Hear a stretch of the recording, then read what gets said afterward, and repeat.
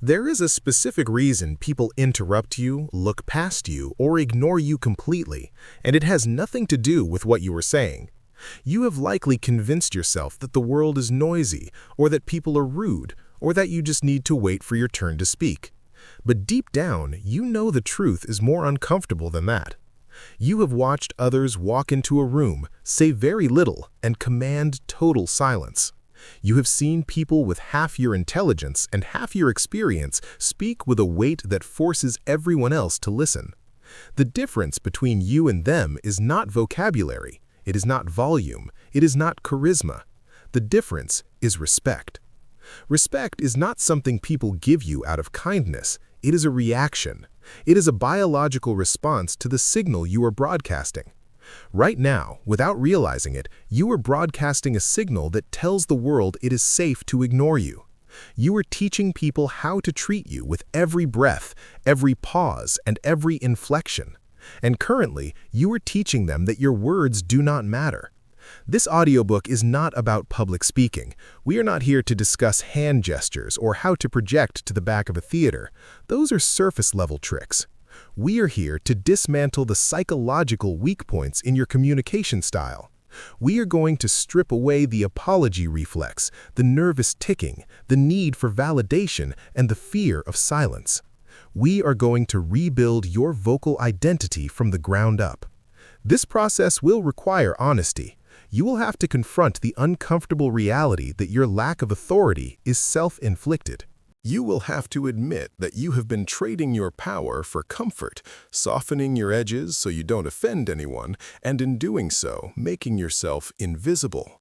If you are listening to this, you are tired of being invisible. You are tired of having great ideas that die in your throat. You are ready to speak with the kind of gravity that makes the world stop and pay attention. If this mission resonates with you and you are ready to do the work, make that commitment now. Like this video, subscribe to the Premier Audiobooks, and let me know in the comments below, in what area of your life do you feel most unheard? By the time we finish, you will not just sound different, you will be different. You will understand the economy of words. You will learn to wield silence like a weapon. You will learn how to disagree without losing composure and how to say no without offering an excuse. But before we can build this new authority, we must first look at the foundation. We have to identify the subtle, invisible cues that are currently sabotaging you before you even finish your first sentence. It starts with understanding the barrier you built yourself. Chapter 1. The Invisible Barrier.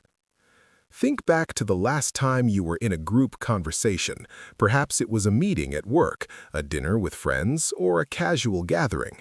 The energy was high. People were trading stories, debating ideas, and laughing. You sat there, listening, waiting for the right moment to contribute. You had a thought, a good one. You ran it through your mind, refining it, making sure it was relevant, funny, or insightful. You waited for a small gap in the noise. When the gap appeared, you leaned forward, you opened your mouth, you started to speak, and then someone else began talking at the exact same moment. What happened next is the defining moment of your current reality. You stopped. You cut yourself off mid-syllable. You retreated back into your chair, forcing a polite smile while the other person steamrolled right over you. They didn't even notice you had started speaking, or maybe they did and they simply didn't care. You felt a flash of heat in your chest, a mix of embarrassment and resentment. You told yourself it wasn't a big deal. You told yourself you were just being polite. You told yourself that the other person was just loud, rude, or obnoxious. But then it happened again, 10 minutes later. You tried to enter the conversation, and again you were washed away like a sandcastle in the tide. By the end of the night, you felt drained. You felt invisible. You walked away with your best thoughts still trapped inside your head, unspoken and unappreciated. You blamed the group. You blamed their lack of listening skills. You blamed the chaotic nature of the conversation. This is the lie you tell yourself to protect your ego. The truth is much harder to swallow. The reason you were interrupted, the reason you were ignored, the reason you felt invisible is not because the world is deaf. It is because you told them to ignore you. There is an invisible barrier between you and the respect you desire. But you need to understand that this barrier was not built by other people, it was built by you. It is constructed out of thousands of microsignals, subtle cues, and subconscious behaviors that you broadcast every time you enter a room.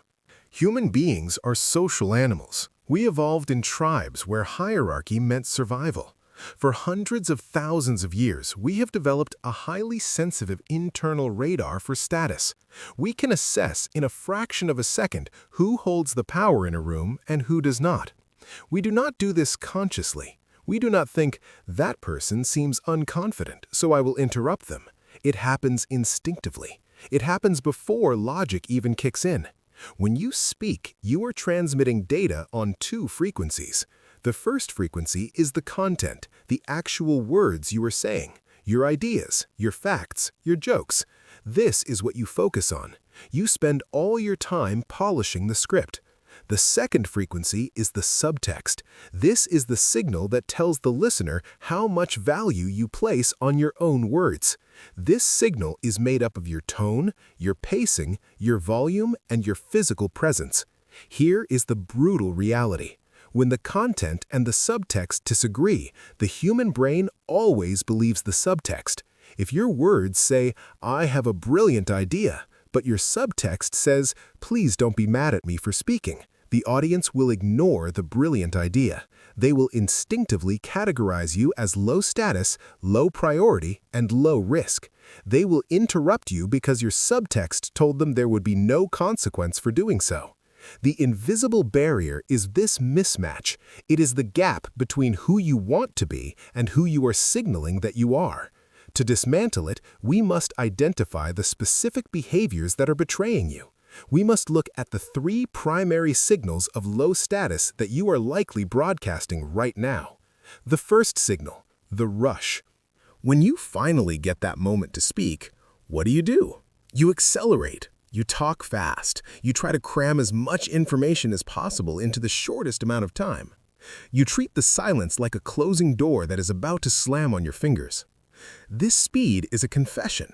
When you rush your words, you are subconsciously admitting that you do not believe you deserve the floor.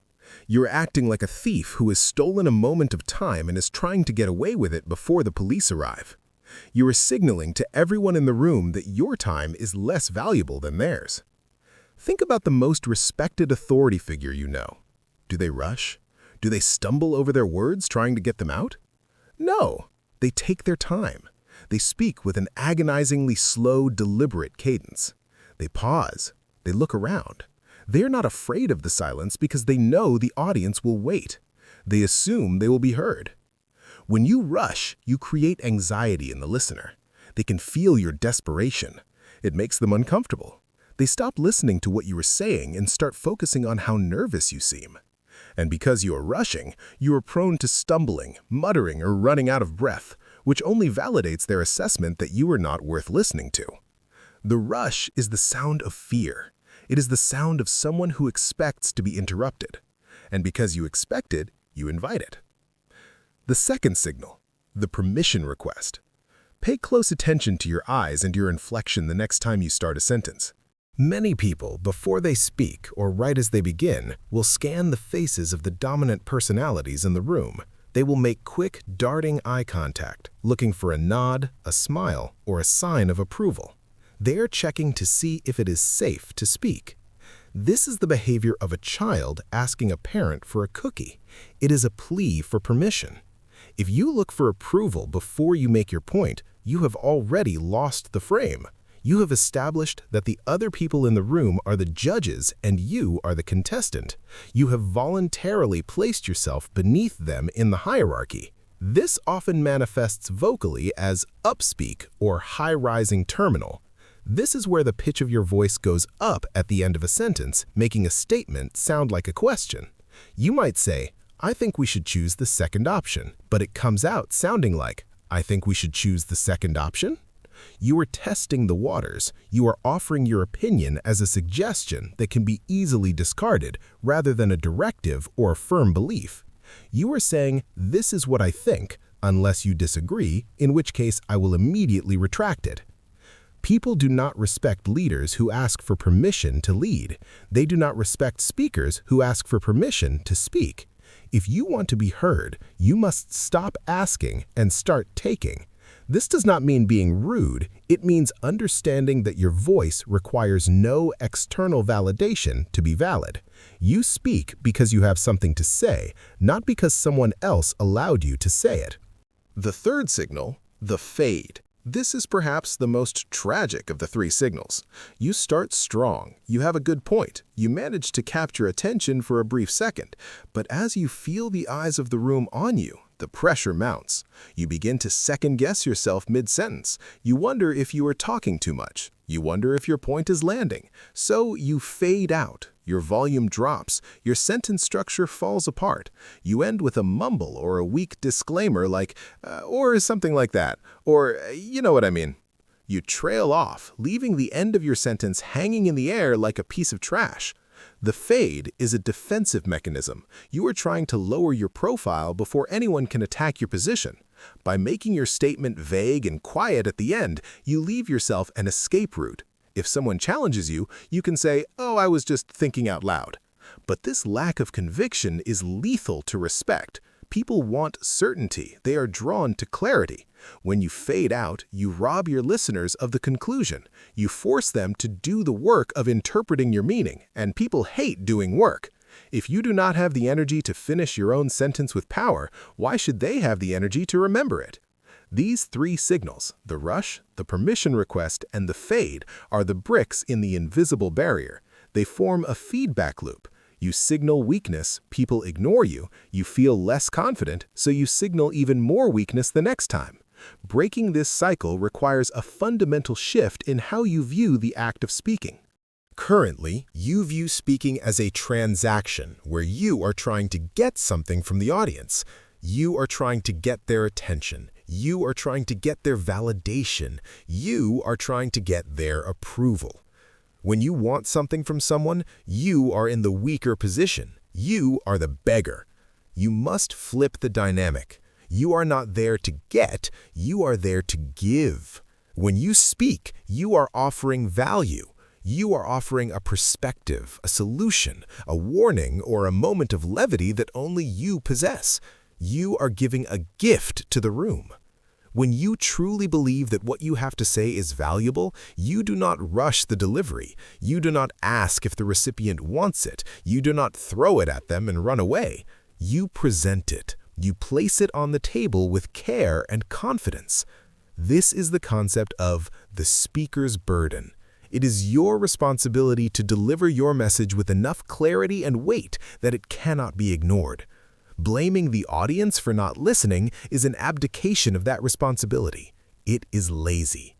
If you are boring, they will tune out. If you are quiet, they will talk over you. If you are uncertain, they will dismiss you.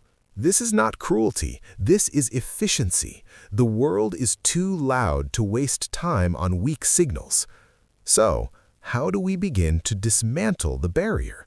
We start with awareness. You cannot change what you cannot see.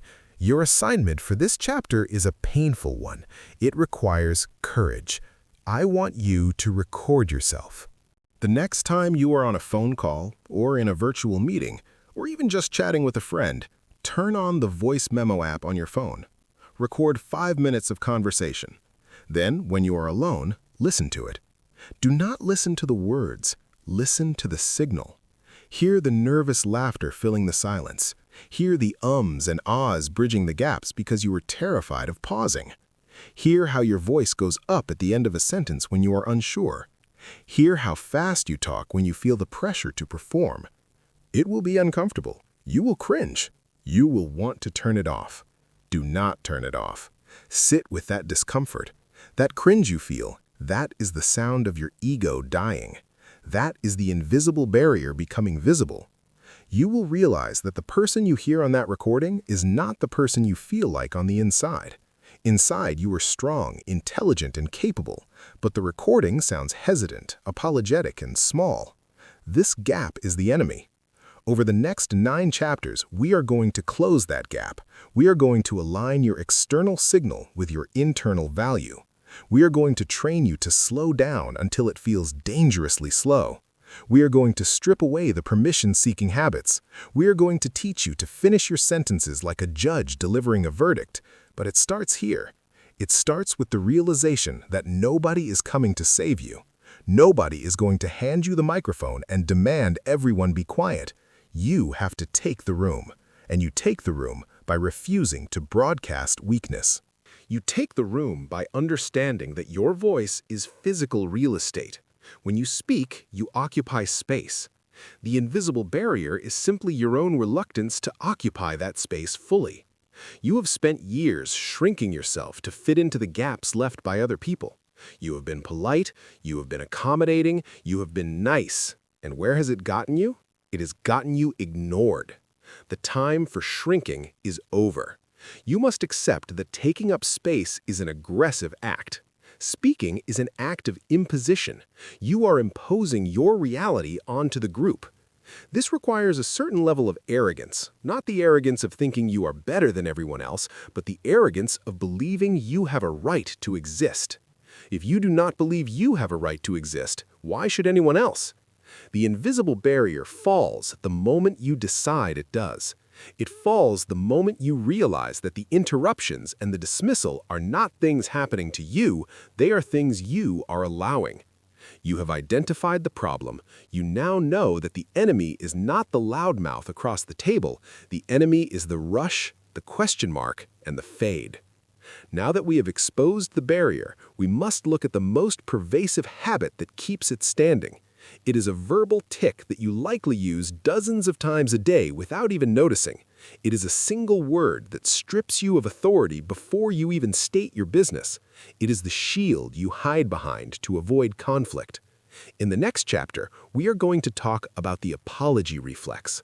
We are going to look at why you apologize for existing and how to stop saying sorry when you haven't done anything wrong. Chapter 2. The Apology Reflex. You are walking down a crowded hallway. You turn a corner and physically collide with a stranger. It is an accident. In fact, if we looked at the security footage, the stranger was looking at their phone and walked specifically into your path. It was their fault.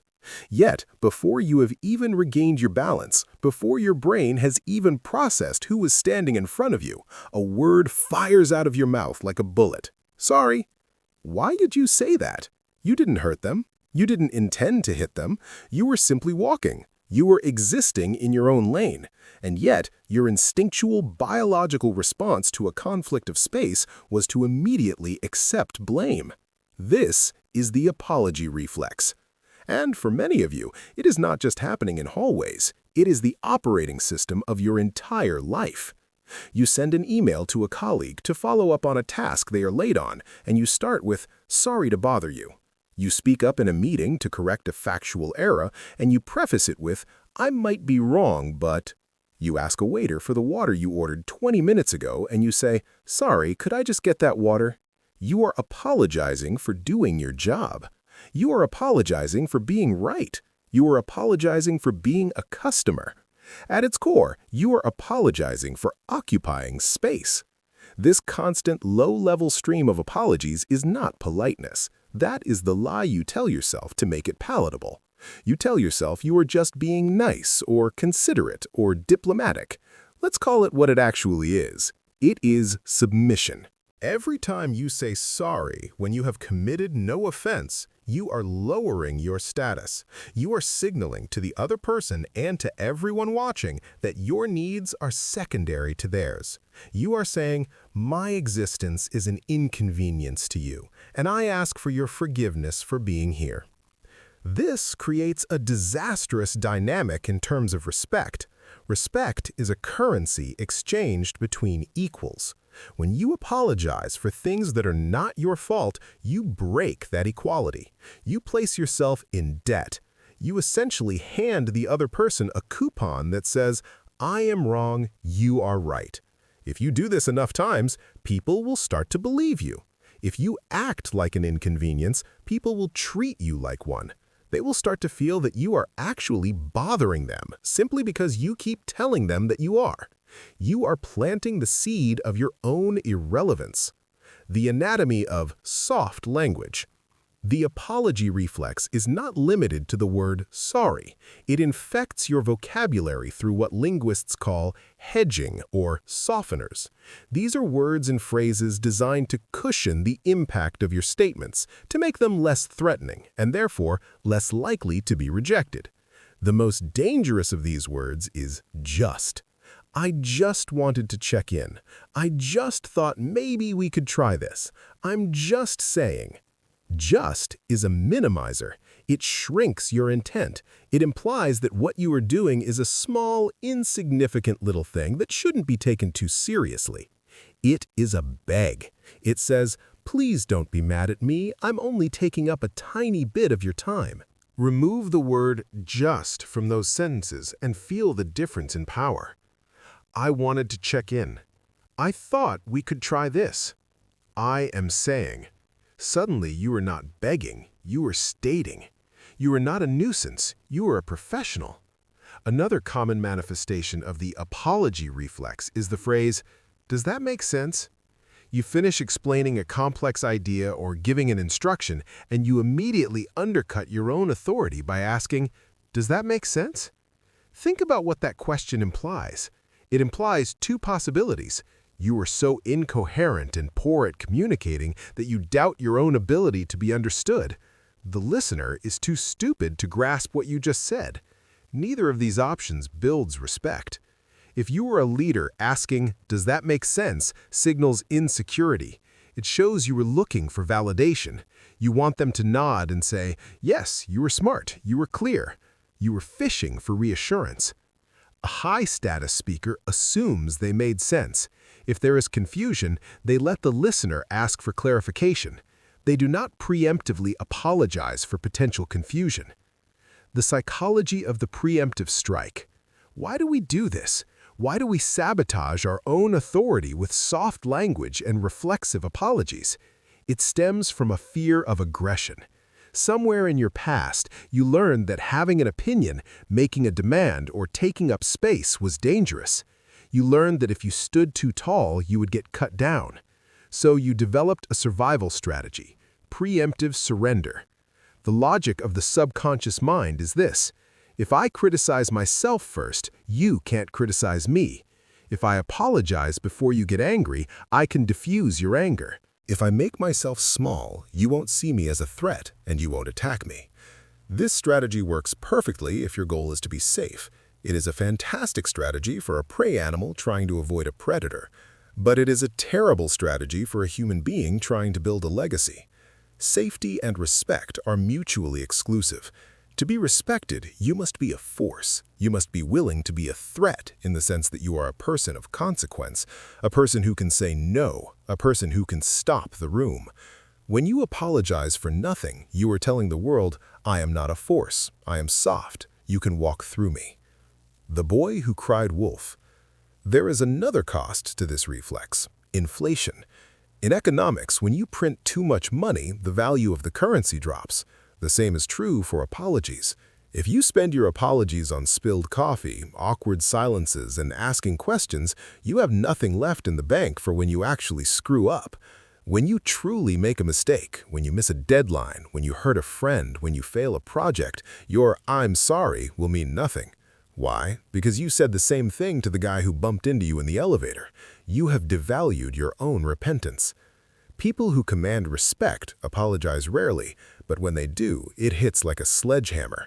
The room goes quiet. The apology is felt in the chest. It means something because it is scarce. It signals a rare breach of a high standard, not a habitual nervous tic. The protocol, the semantic shift. So, how do we break the reflex? You cannot simply stop apologizing. Habits are not broken by negation. They are broken by replacement. You need a new software code to overwrite the old one. We are going to use the swap strategy. We will take the situations where you usually apologize and we will swap in a new phrase that maintains your status while still acknowledging the situation. Swap 1. I'm sorry to thank you.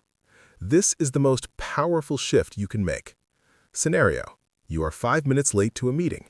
Old habit: you rush in, breathless, saying, "I'm so sorry I'm late. Traffic was terrible. I'm so sorry." The signal: "I am disorganized. Life happens to me. Please forgive me." The swap: you walk in calmly. You sit down. You say, "Thank you for waiting." Do you feel the shift? "I'm sorry" focuses on your failure. "Thank you" focuses on their patience. "I'm sorry" makes it about you. "Thank you" makes it about them. When you say, "Thank you for waiting," you are acknowledging the time debt without lowering your status. You are complimenting them on their virtue, patience, rather than highlighting your vice, tardiness. Scenario: you are venting to a friend about a bad day. Old habit: "Sorry for complaining so much. I'm being such a downer." The swap: "Thank you for listening. I needed to get that off my chest." Stop apologizing for having needs. Start thanking people for meeting them. Swap 2. Does that make sense? To, what are your thoughts? Stop asking if you were clear. Start checking for alignment. When you finish presenting an idea, do not ask if it made sense. Assume it made sense. Instead, ask, how does that sound to you? What are your thoughts on that? Do you have any questions? These questions invite collaboration, not validation. They presume that the communication was successful and move the conversation to the next stage, execution. Swap 3. Just to silence. This one requires the most discipline. You must become a hunter of the word just. You must track it down in your emails and your speech and kill it. Before you hit send on an email, scan it. If you see, "I just wanted to ask," delete just. "I wanted to ask." If you see, "I just think," delete just. "I think." If you catch yourself saying it in conversation, stop, take a breath, repeat the sentence without the word. I want to go to the Italian place. Stop, reset. I want to go to the Italian place. It will feel aggressive at first. It will feel like you are being rude. That feeling is your weakness leaving the body. You are so used to the crutch that walking without it feels like falling. It isn't falling, it is standing. The philosophy of no apologies. This chapter is not giving you license to be an arrogant jerk. If you hurt someone, apologize. If you break a promise, apologize. If you are wrong, own it immediately and completely, but never, ever apologize for asking a question, not knowing an answer, having an opinion, declining a request, taking time to think, existing in a space. These are your rights. They are the baseline of being a functioning adult. When you apologize for them, you are handing over your rights to the mob. You must develop an internal trigger. Every time the word sorry bubbles up in your throat, freeze. Ask yourself, did I commit a moral or professional crime? If the answer is no, swallow the word. Let it die in your throat. The silence that follows will be terrifying. You will feel the urge to fill it with a nervous laugh or an explanation. Hold the line. Look the other person in the eye. Let the moment hang. In that silence, respect is growing. They are waiting for the apology, and you are not giving it to them. You are rewriting the contract of your relationship. You are teaching them that you are not afraid of a little tension. This brings us to the next problem. Once you stop filling the air with sorries and justs, you are going to find yourself with a lot more time. Your sentences will be shorter. There will be gaps. For the anxious speaker, these gaps are nightmares. You will feel a compulsion to fill them with more words. You will start to over-explain. You will say the same thing 3 different ways to make sure they really get it. You will talk past the sale. You have stopped apologizing, but now you are rambling, and rambling is just another form of hiding. In the next chapter, we are going to look at the economy of words. We are going to teach you why the most powerful people in the room are often the quietest, and how to say more by saying less. The apology reflex is dead. Long live the concise king. Chapter 3. The Economy of Words. Imagine you were at a high-stakes auction. The items on the block are rare, valuable, and coveted. The room is filled with serious buyers. In the back, there is a man shouting. He is bidding on everything. He is yelling out prices, making jokes, commenting on the quality of the merchandise, and explaining to his neighbor why he wants to buy the vase. He is loud, he is constant, he is exhausting. In the front row, there is another man. He sits perfectly still. He hasn't said a word for 3 hours. He watches, he waits. Then a specific painting comes up. The room goes quiet. The bidding starts. The man in the front row raises a single finger. He states a number. It is high, precise, and final. The auctioneer slams the gavel. Sold. Who holds the power in that room? The shouter in the back is generating noise. The man in the front is generating signal. This is the principle of the economy of words. In the world of communication, words are currency, and just like any currency, their value is determined by their scarcity. The more words you print, the less each individual word is worth. This is the law of inflation applied to speech. Most people are hyperinflationary speakers. They flood the market with cheap verbal currency. They operate under the mistaken belief that more communication is better communication. They think that if they explain a concept 5 different ways, they are being thorough. They think that if they fill every second with sound, they are being engaging. They are wrong. When you over-explain, you are not adding value, you are adding tax. Every word you speak requires the listener to spend energy processing it. You are taxing their attention span. You are taxing their patience. You are taxing their cognitive load. If the tax becomes too high, the listener defaults. They stop paying. They nod their head, they make eye contact, but the lights go out behind their eyes. They are checking their mental watch, waiting for you to finish so they can leave. The ramble reflex. Why do you ramble? Why do you take 3 minutes to say what could have been said in 30 seconds? It is rarely because you have too much to say. It is usually because you don't know exactly what you want to say. Rambling is thinking out loud. It is the process of finding your point while you are speaking.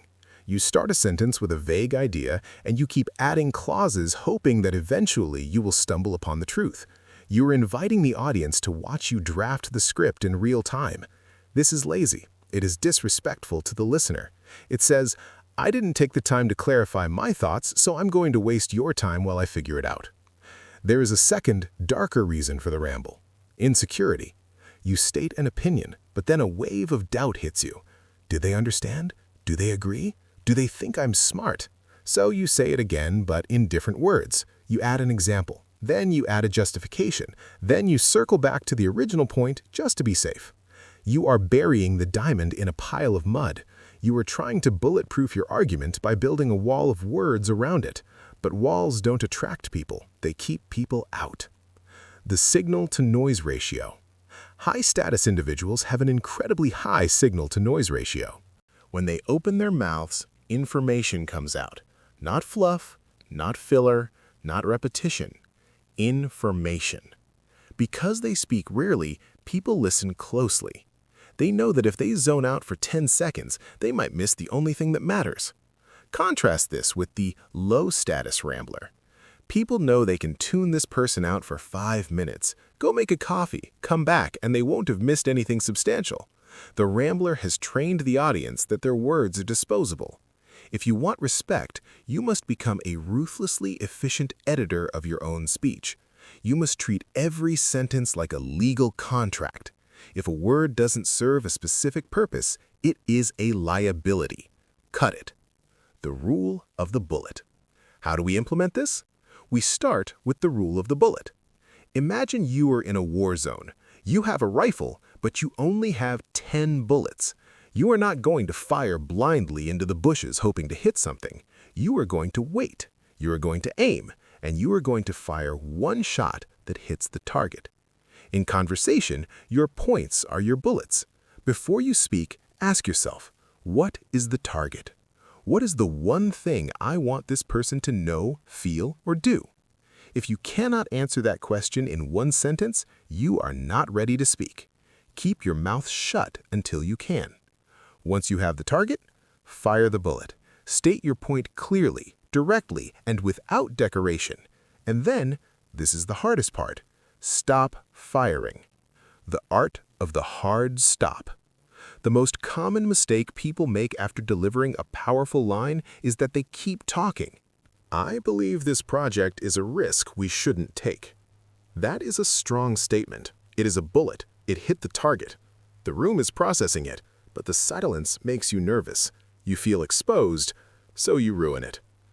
I believe this project is a risk we shouldn't take. I mean, I know we put a lot of work into it, and I'm not saying the data is bad.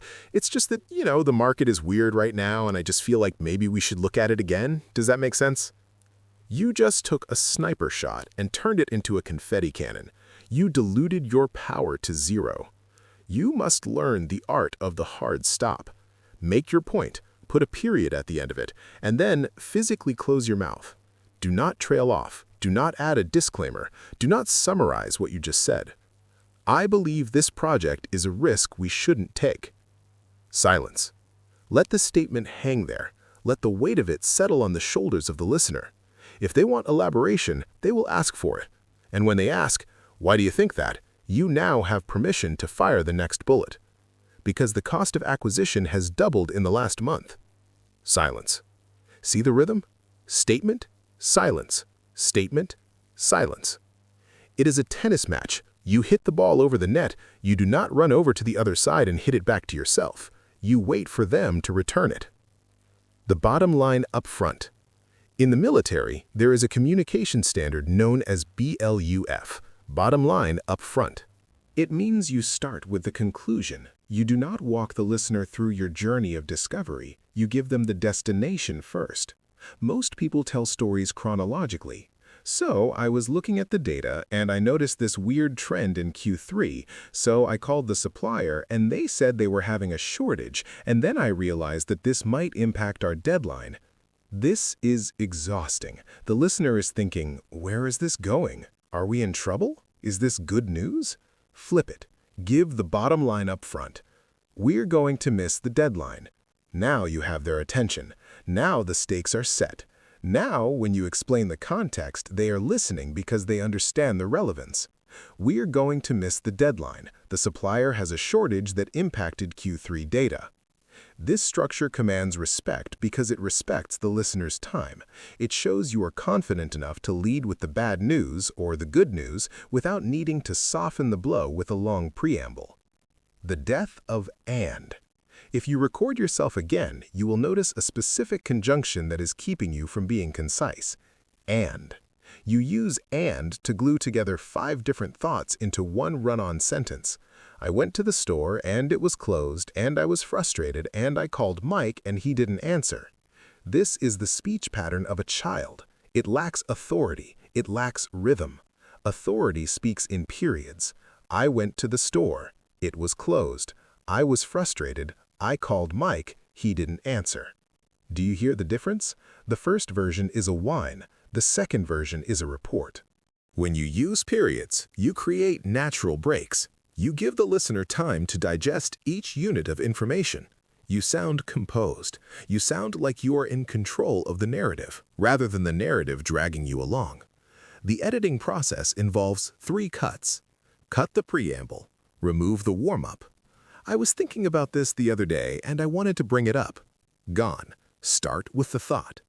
Cut the justification. Remove the excuse. I couldn't finish the report because my dog got sick and the internet went down. Gone. The report is not finished. It will be done by noon. Cut the repetition. Say it once. If you said it clearly, you don't need to say it again.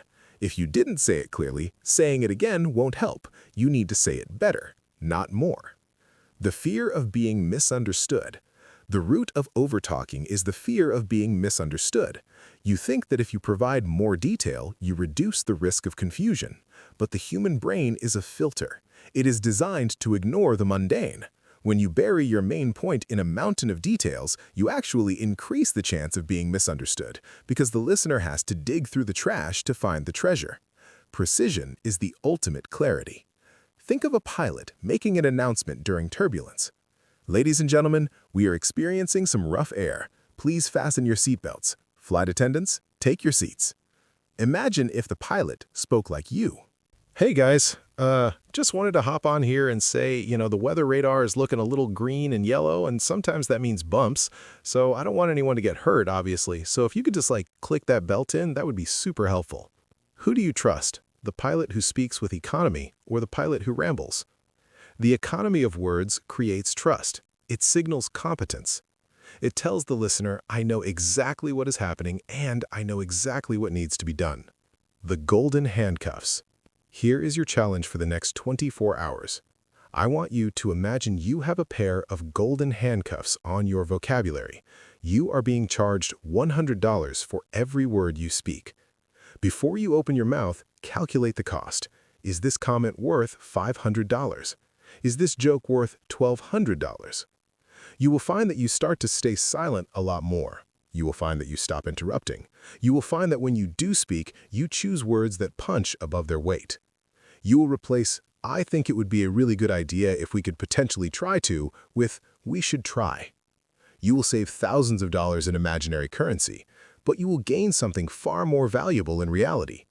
You will see people lean in. When you stop flooding the room with noise, you create a vacuum, and nature abhors a vacuum. People will instinctively move closer to fill the gap. They will ask you questions. They will seek your input. By rationing your words, you increase their demand. But there is a side effect to this new economy. When you stop talking so much, you are going to encounter a new phenomenon, a vast, open space that opens up between the sentences, a space that terrifies most people. Silence. You have stopped the rambling. You have stopped the apology. Now you are standing in the quiet, and your instinct will be to panic. You will feel the urge to run back to the safety of noise, but you must not run. You must learn to live in that space. You must learn that silence is not empty, it is heavy, and if you know how to use it, it is the loudest thing in the room. In the next chapter, we will master the weight of silence. We will teach you how to hold a pause until the other person breaks and how to use the absence of sound to deafening effect. Chapter 4. The Weight of Silence. There is a moment in every difficult conversation where the air leaves the room. You have asked a tough question, or perhaps you have just been asked one. The words hang suspended between you and the other person. The noise of the world falls away, and all that is left is a heavy, suffocating quiet. Your heart rate spikes, your palms sweat, your brain screams at you, say something, anything, fix this. You feel the physical need to bridge the gap. You feel that if you don't speak right now, something terrible will happen. The relationship will break, the deal will die, the other person will judge you. So you crack. You laugh nervously. You repeat yourself. You mutter, but anyway. You fill the void with meaningless debris just to relieve the tension. And in that moment, you lose. You have just demonstrated the primary characteristic of a subordinate, the inability to withstand social tension. Welcome to the paradox of power. Most people think power is about being loud. They think it is about dominating the auditory space. But true power, the kind that makes people freeze, is found in the absence of sound. This chapter is about the weight of silence. Silence is not empty. It is not a zero. Silence is a multiplier. It takes whatever you just said and multiplies its impact by a factor of 10. But if you are weak, it also multiplies your insecurity by a factor of 10. To command respect, you must change your relationship with the awkward pause. You must stop viewing it as a glitch in the connection and start viewing it as a spotlight. The psychology of the void. Why are we so terrified of silence? It goes back to the campfire. In our ancestral past, silence in the tribe meant something was wrong. It meant a predator was nearby, or it meant you were being ostracized. If the group went silent when you walked up, it meant you were out. It meant death. Your brain is hardwired to interpret conversational silence as a threat to your survival. When the conversation stops, your amygdala, the fear center of your brain, fires the alarm. Danger! Rejection imminent! Make noise to signal you are still part of the tribe. This is why you babble. You are trying to signal safety. But in the modern world, in the boardroom or the living room, this instinct is a liability. When you rush to fill the silence, you are essentially telling the other person, I am uncomfortable with myself. I need your constant validation to feel safe. I cannot bear to be looked at without performing for you. The high-status individual overrides this instinct. They understand a fundamental truth of human psychology. The person who is most comfortable with silence is the person who controls the room. When you remain silent, you become a mirror. The other person projects their own anxieties onto you. If you don't speak, they start to wonder what you are thinking. They start to seek your approval. They start to fill the void with their own truths. The power pause. Let's look at how to weaponize this in practice. The first tool is the power pause. This is used immediately after you are asked a question. Standard scenario, someone asks, why are the sales figures down this month? The nervous responder, you. Well, see, the thing is, the market is shifting and we had that issue with the vendor, but we're working on it. Reaction, you sound defensive. You jumped too fast. It looks like you had a prepared excuse. The sales figures are down this month. 1 second, 2 seconds, 3 seconds. The responder maintains eye contact. They do not flinch. They breathe. Then they speak. We had a vendor issue. It is being resolved. What happened in those 3 seconds? You signaled control. Only a person who is not afraid of the answer takes time to give it. You signaled thought. The pause implies you are considering the question deeply rather than reacting reflexively. You gathered attention. When the rhythm of conversation breaks, people look up. The pause acts as a hook. Everyone leans in to hear what you will say. The power pause changes the dynamic from an interrogation to a briefing. By making them wait for your answer, even for just 3 seconds, you subtly assert that you operate on your own time. You are not dancing to their beat. They are waiting for yours. The negotiation of truth. Silence is the ultimate truth serum. Police interrogators, therapists, and master negotiators all use the same technique. It is called the effective pause. They ask a question. The answer is partial, or maybe a lie. The interrogator does not press. They simply look at the subject and say nothing. They wait. The subject feels the pressure of the silence. They feel the urge to fix it, so they start talking again. I mean, I wasn't really there, but I heard about it. It's not that I don't want the job, it's just that they spill the beans. They reveal their true position because they are trying to buy their way out of the discomfort of the silence. When you are negotiating a salary, or a price, or a deadline, you state your number. I need $5,000 for this project. And then you shut your mouth. The client might sigh. They might look at their paper. Do not speak. Do not say, I could do $4,500 if that helps. Do not say, that includes all the edits. Just wait. If you speak first, you lose. You have negotiated against yourself. If you wait, they must respond to your number. They must either accept it or give a counteroffer. By holding the silence, you force them to show their hand. You force them to do the work. The heavy waiter. To master this, you must adopt the persona of the heavy waiter. Most people wait lightly. They are perched on the edge of their seat, ready to spring into speech the moment there is an opening. They are vibrating with kinetic energy. I want you to wait heavily. Sit back in your chair. Plant your feet on the ground. Relax your shoulders. When you are silent, be still. Fidgeting destroys the power of silence. If you are silent but you are tapping your pen, shaking your leg, or looking around the room, you just look nervous. But if you are silent and still, that is predatory. That is the lion watching the gazelle. It is intense. This stillness signals that you are not distressed by the lack of noise. You are observing. You are processing. You are judging. This is incredibly intimidating to people who are used to being placated. It forces them to respect you because they cannot read you. They cannot manipulate you because you are not giving them any feedback loops to latch onto. Breaking the awkwardness. But isn't it awkward, you ask? Won't people think I'm weird? Here is the secret. It is only awkward if you feel awkward. Emotions are contagious through mirror neurons. If you are tense during the silence, the other person will feel tense. If you are relaxed during the silence, the other person will feel a strange sense of gravity.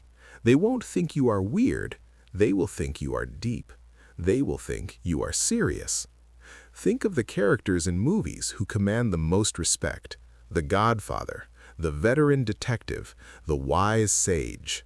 Do they chatter? No.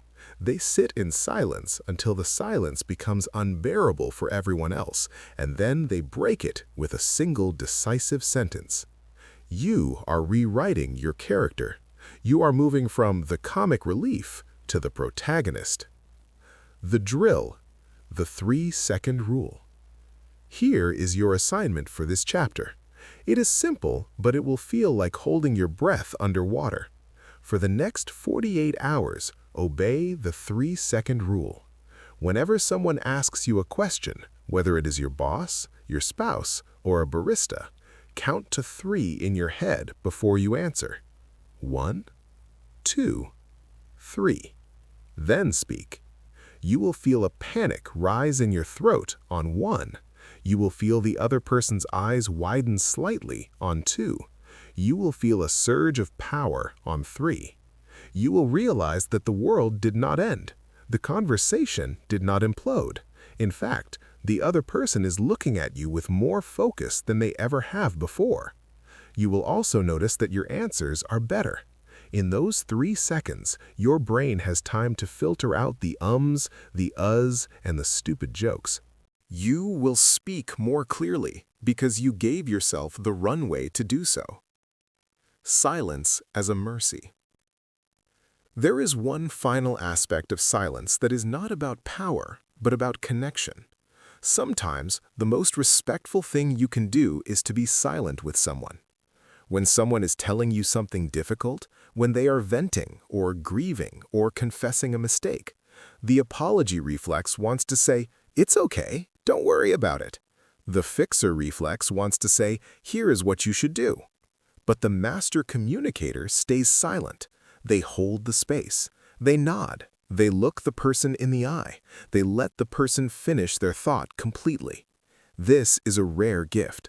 In a world where everyone is waiting to talk, being the person who truly listens, who listens with a silence that is deep and attentive, makes you magnetic.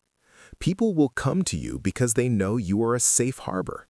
They know you won't interrupt their pain with your advice. This builds a deep, loyal respect. It shows you are strong enough to handle their emotions without needing to deflect them. The instrument. We have now covered the psychology of the barrier, the bad habits of apologizing, the discipline of brevity, and the power of silence. You are starting to understand the mindset of a high-status speaker. But we have a problem. You can have the perfect script. You can have the perfect timing. You can be ready to deliver a line of absolute genius. But if you open your mouth and your voice is high, nasal, fast, or shaky, it is all for nothing. Your voice is a physical instrument. It is a wind instrument made of muscle and cartilage. And like any instrument, if it is out of tune, the music will be bad. You might be saying the words of a king, but if you are using the voice of a court jester, you will be treated like a joke. It is time to get technical. It is time to look at the physiology of command. In the next chapter, we are going to drop your pitch. We are going to slow your tempo. We are going to kill the upspeak that makes you sound like a teenager. We are going to find your true voice, the one that vibrates in the chest and commands the room. Chapter 5. The Physiology of Command. You have rewritten your script. You have cut the apologies. You have embraced the silence. You have stripped your sentences down to the bone. But when you open your mouth to deliver these new, powerful words, something betrays you. The sound that comes out is thin, it is high, it is shaky, it speeds up as if it is running away from a fire. You are like a concert pianist trying to play a masterpiece on a toy keyboard. The notes are correct, but the instrument is incapable of carrying the weight of the music. If you want people to respect you, you must accept a biological reality. The human brain judges the speaker before it judges the speech. We are mammals. Before we understood language, we understood sound. We understood the growl, the roar, and the whimper. We are hardwired to associate low frequency and slow tempo with size, power, and authority. We are hardwired to associate high frequency and fast tempo with smallness, fear, and submission. This is not fair. It is not politically correct, but it is the truth. If you speak with a high, tight, fast voice, you are triggering the prey detector in your listener's brain. You are signaling that you are stressed, that you are small, and that you are not a threat. And if you are not a threat, you do not command respect. This chapter is about the physiology of command. It is about tuning the instrument. We are going to move your voice from your head to your chest. We are going to break the habit of upspeak. We are going to force you to slow down until you feel like you are moving through water. The stress response and the squeak. Why does your voice get higher when you're nervous? It is simple mechanics.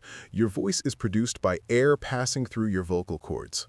When you're stressed, when you feel the pressure of the room, your body enters fight or flight mode. Your muscles tense up to prepare for action. This tension tightens your neck, your jaw, and your vocal cords. Think of a guitar string. When you tighten it, the pitch goes up. When your vocal cords are tight, your voice jumps up an octave. It becomes nasal. It resonates in your nose and your throat, the head voice, rather than your chest. This is the sound of panic. When a leader speaks, they are relaxed. Their shoulders are down, their jaw is loose. Because they are not in a state of fear, their vocal cords are relaxed. The sound resonates deep in the chest cavity. It is rich, warm, and low. This is the chest voice. You do not need to be born with a deep baritone to have authority. You simply need to access the lowest natural register of your specific voice. Most people speak 2 or 3 notes higher than their natural range because they carry chronic tension. The drill. Finding the chest. To find your chest voice, you need to move the vibration. Right now, place your hand on the top of your head. Hum a high note. You will feel the buzz in your skull. That is where you likely speak from when you are trying to be polite or nice. Now, place your hand on your chest, right over your sternum. Relax your throat. Drop your jaw. Hum a low note. Keep going lower until you feel the bones in your chest vibrating against your hand. That vibration is authority. When you speak, you want to visualize the sound coming from that spot in your chest, not from your mouth. You want to ground your voice. Before a big meeting or a difficult phone call, do not psych yourself up. Calm yourself down. Hum into your chest for 30 seconds. It physically relaxes the vocal cords and drops your pitch back to its natural, authoritative baseline. The curse of upspeak. There is a virus in modern communication. It is called upspeak or high-rising terminal. This is the habit of ending a declarative statement with an upward inflection. My name is John. I'm the new manager. We need to sign this contract. When the pitch goes up at the end, the brain interprets it as a question. It interprets it as uncertainty. If you say, I am the expert here, with an upward inflection, I am the expert here? You are literally asking the audience, am I the expert? Do you agree? Is that okay? You are seeking validation. A commander uses downspeak. This is the distinct downward inflection at the end of a sentence. It sounds like a door slamming shut. My name is John. Pitch goes down. I am the new manager. Pitch goes down. We need to sign this contract. Pitch goes down.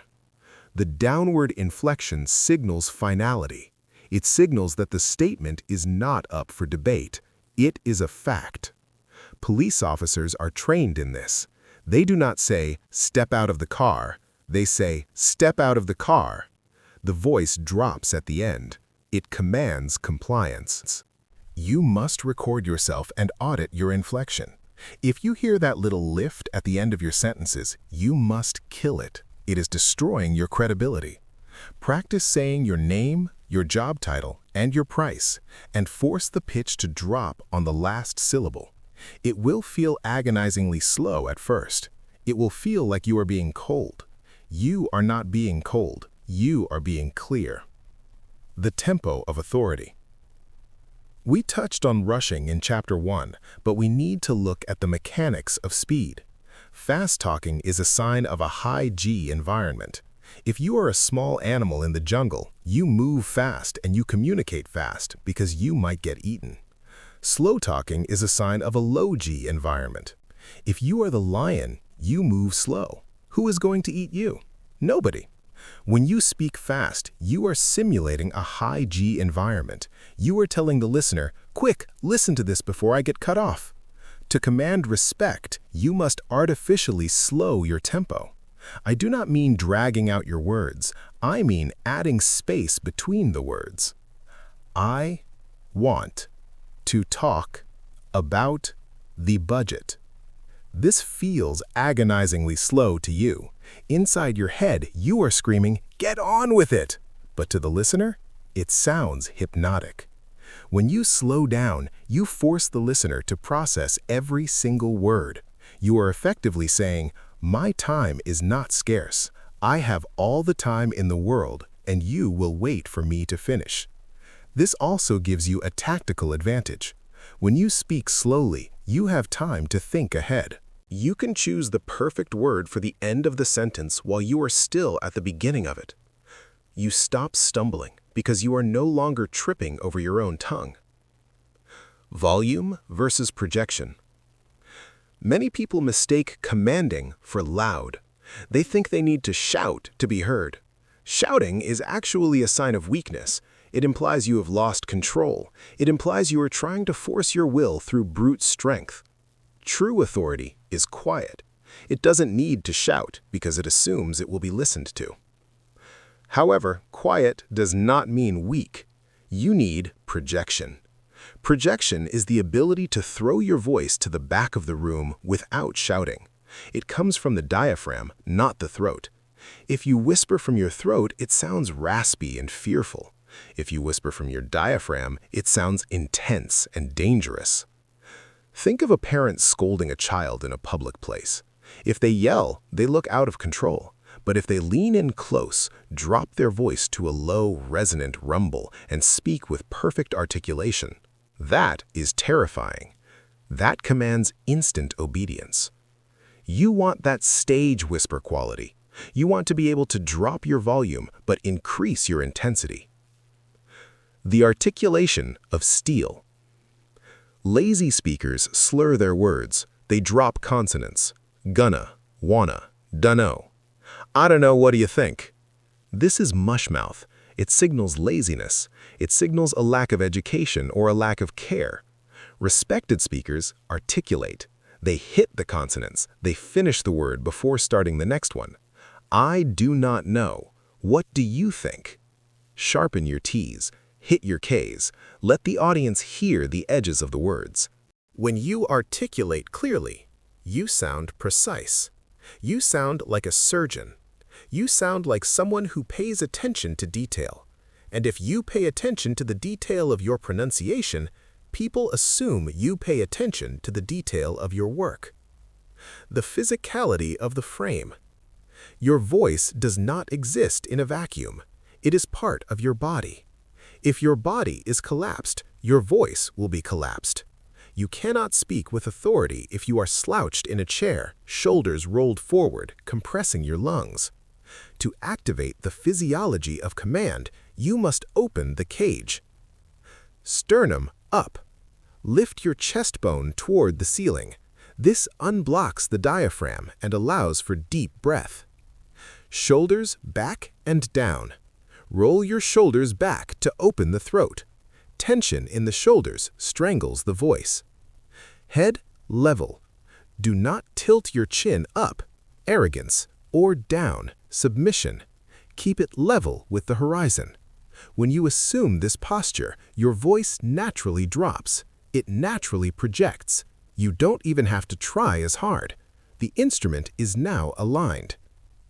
The 30-day vocal reset. You have spent decades practicing your current voice. It is a deep neural groove. Changing it will not happen overnight. It requires conscious daily drilling. Here is the regimen. The morning hum. Every morning, hum in your lowest register for 2 minutes while you shower. Wake up the chest voice. The reading drill. Take a book. Read 1 page out loud. Force yourself to read it at half your normal speed. Force every period to be a downspeak drop. If you catch yourself speeding up or using upspeak, stop. Start the sentence over. The record and review. Once a week, record a conversation. Listen to the tone. Is it thin? Is it fast? Is it rising? The result is the unshakable voice. When you master the physiology, you gain a new layer of armor. Even when you are internally terrified, your voice will not show it. You will be able to deliver bad news, handle an objection, or confront a bully, and you will sound completely calm. And here is the magic. The biology works both ways. When you force your voice to be low and slow, your brain gets the signal. Oh, we are speaking slowly and deeply? We must be safe. We must be in charge. Your voice actually calms your mind. By acting the part of the commander, you become the commander. But there is a catch. You can have the perfect words, you can have the perfect voice, but eventually someone is going to challenge you. Someone is going to interrupt you, attack you, or try to rattle you. And if you react emotionally, if you snap or get defensive or lose your cool, you lose everything you have built. The voice is the instrument, but the mind is the player.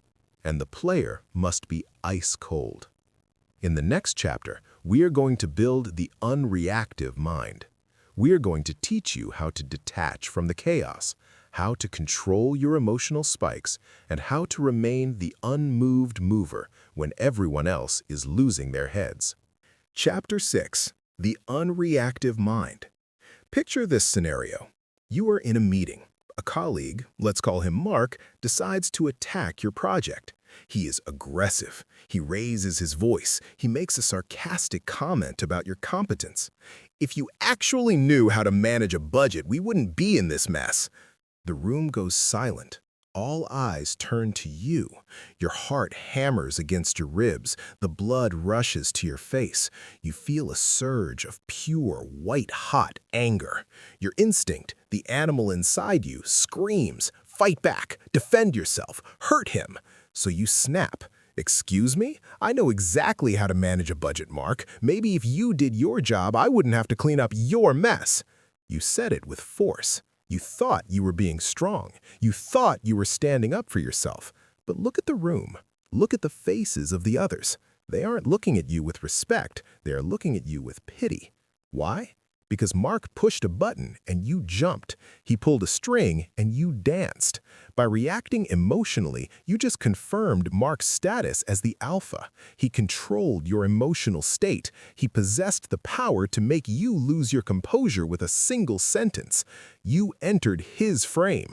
You played his game. And even if your comeback was clever, you lost the war the moment you raised your voice to match his. This brings us to the most critical law of power dynamics. The person who reacts is the person who is losing. In any interaction, the person with the most control over their own behavior is the one who holds the authority. If you are easily triggered, if you are easily offended, easily angered, or easily flustered, you are effectively a puppet. Anyone who knows your buttons can master you. To command respect, you must cultivate the unreactive mind. You must become the unmoved mover. This is the person who absorbs the chaos of the room but reflects none of it back. The person who can be insulted and not blink. The person who can be praised and not blush. The person whose internal weather is not determined by the external climate. The trap of defensiveness. Why do we react? We react because our ego feels threatened. When someone attacks our work or our character, the ego perceives it as a mortal wound. It screams, "This is not true. You must correct the record immediately." This leads to defensiveness. Defensiveness is the death of respect. When you start explaining yourself, justifying your actions, or counterattacking, you are signaling that the accusation has weight.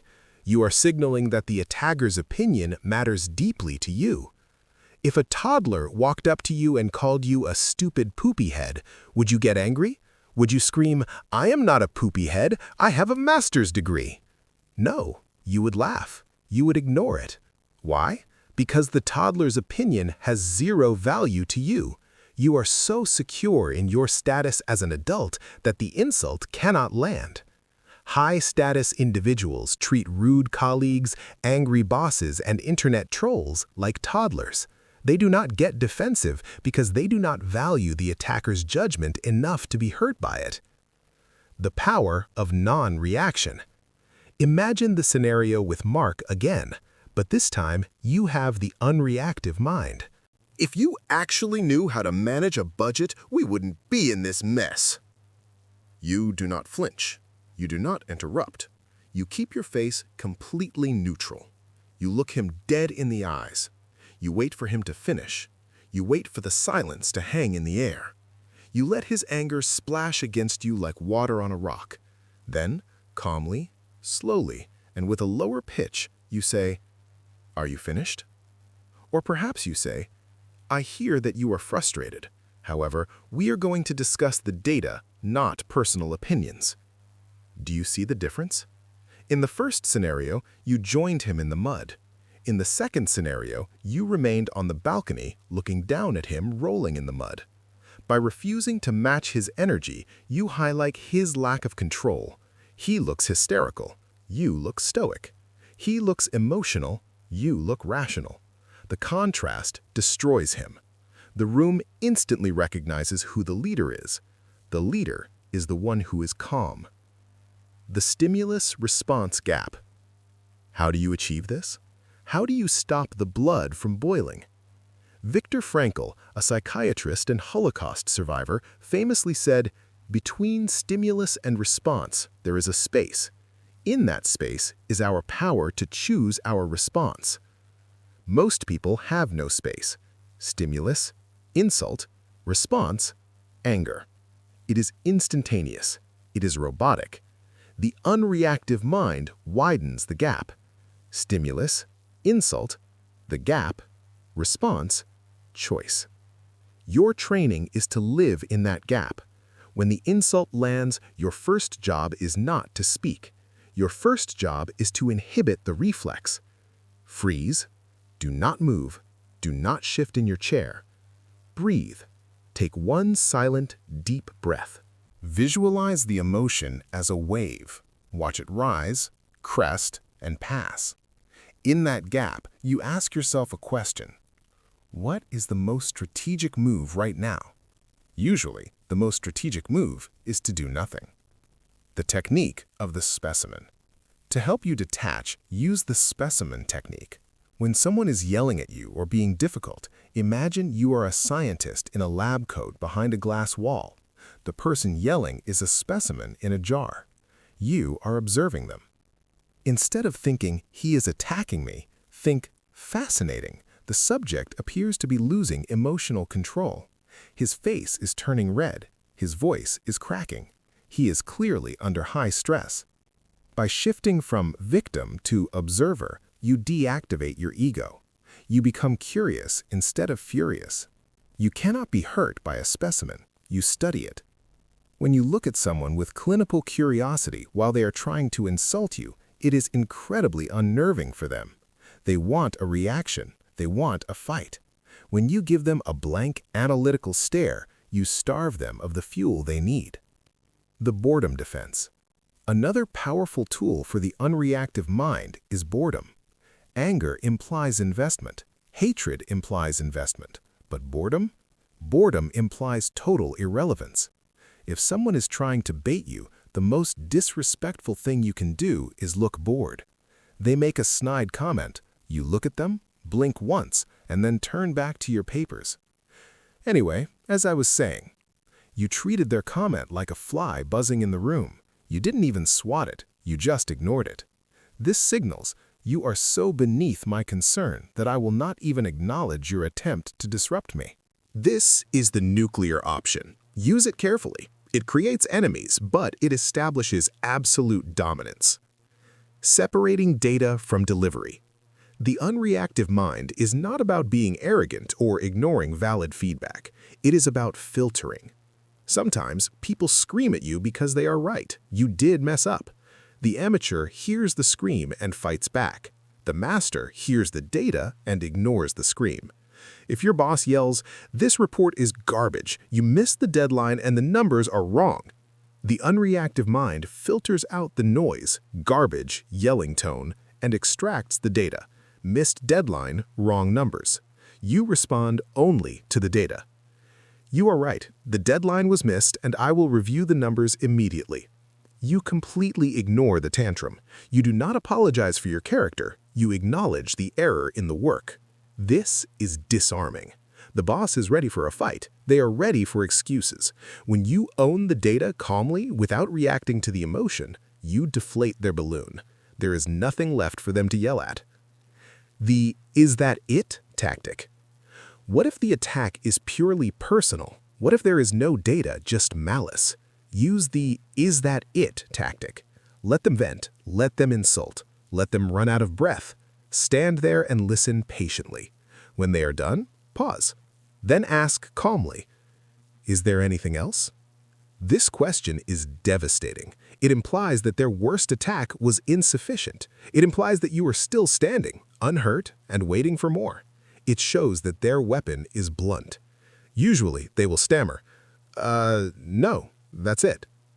"Okay," you say, and you walk away. You have just demonstrated that you are bulletproof. Emotional callousness. To maintain this over the long term, you need to develop emotional calluses. You are too soft. You care too much about being liked. You are terrified of disapproval. You need to expose yourself to micro-rejections to build up your tolerance. Post an opinion online that you know will be unpopular. Read the mean comments. Do not reply, just watch your own reaction. Ask for a discount at a coffee shop. When they say no, notice that you didn't die. Sit in a cold shower.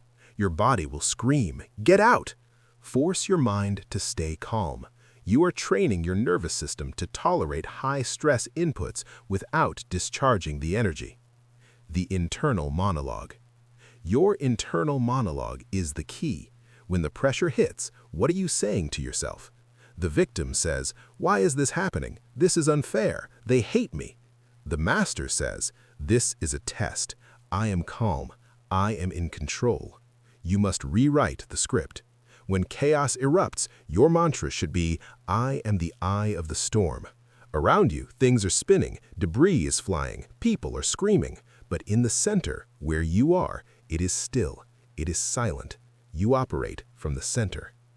The cost of reaction. Every time you react, you leak power. Think of your authority like a battery. Every time you get defensive, you lose 10%. Every time you raise your voice, you lose 20%. Every time you apologize out of fear, you lose 15%. By the end of the day, you are empty. You are exhausted. The unreactive mind conserves energy. You end the day with a full battery because you didn't spend it on people who don't matter. This energy preservation allows you to focus on what actually creates respect: competence, vision, execution. The transition. You have learned to stand still when the world wants you to run. You have learned to be silent when the world wants you to scream. You are now a fortress, secure, immovable. But a fortress cannot just sit there. Eventually, the fortress must engage with the world. It must open its gates for the right things and close them for the wrong things. Being calm is not enough. You must also be decisive. You must learn the art of the boundary. You must learn the most powerful word in the human language, a word that is a complete sentence, a word that defines who you are by defining what you are not. That word is no. But you have been saying no wrong your whole life. You have been wrapping it in excuses. You have been softening it. You have been asking for permission to refuse. In the next chapter, we are going to teach you the sovereign no. We are going to teach you how to set a boundary that no one dares to cross. Chapter 7. The Sovereign No. There is a word that you are terrified to say. It is the shortest word in the language, yet it is the heaviest to carry. You spend your entire life avoiding it. You construct elaborate mazes of excuses, white lies, and vague promises just to avoid letting this single syllable cross your lips. That word is no. Think about the last time someone asked you for a favor you did not want to do. Maybe it was a colleague asking you to cover a shift. Maybe it was a friend asking you to help them move on your only day off.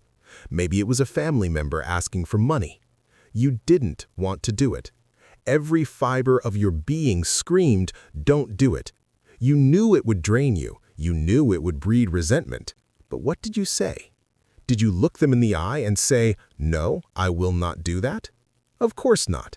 You said, "Oh, I'd love to, but I actually have this thing with my car and I might be busy that afternoon. Let me check my calendar."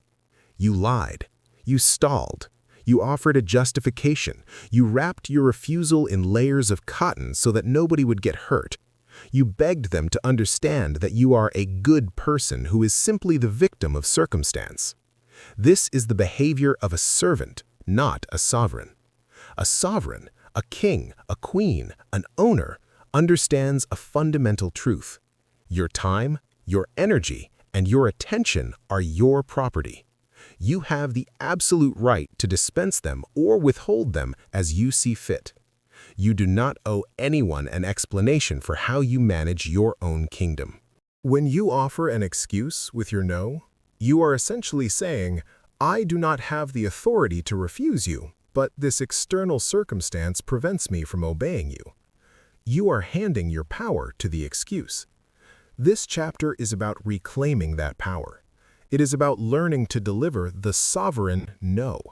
This is a refusal that is calm, clear, and devoid of justification. It is a boundary that is not up for negotiation. It is the wall that defines where the world ends and where you begin.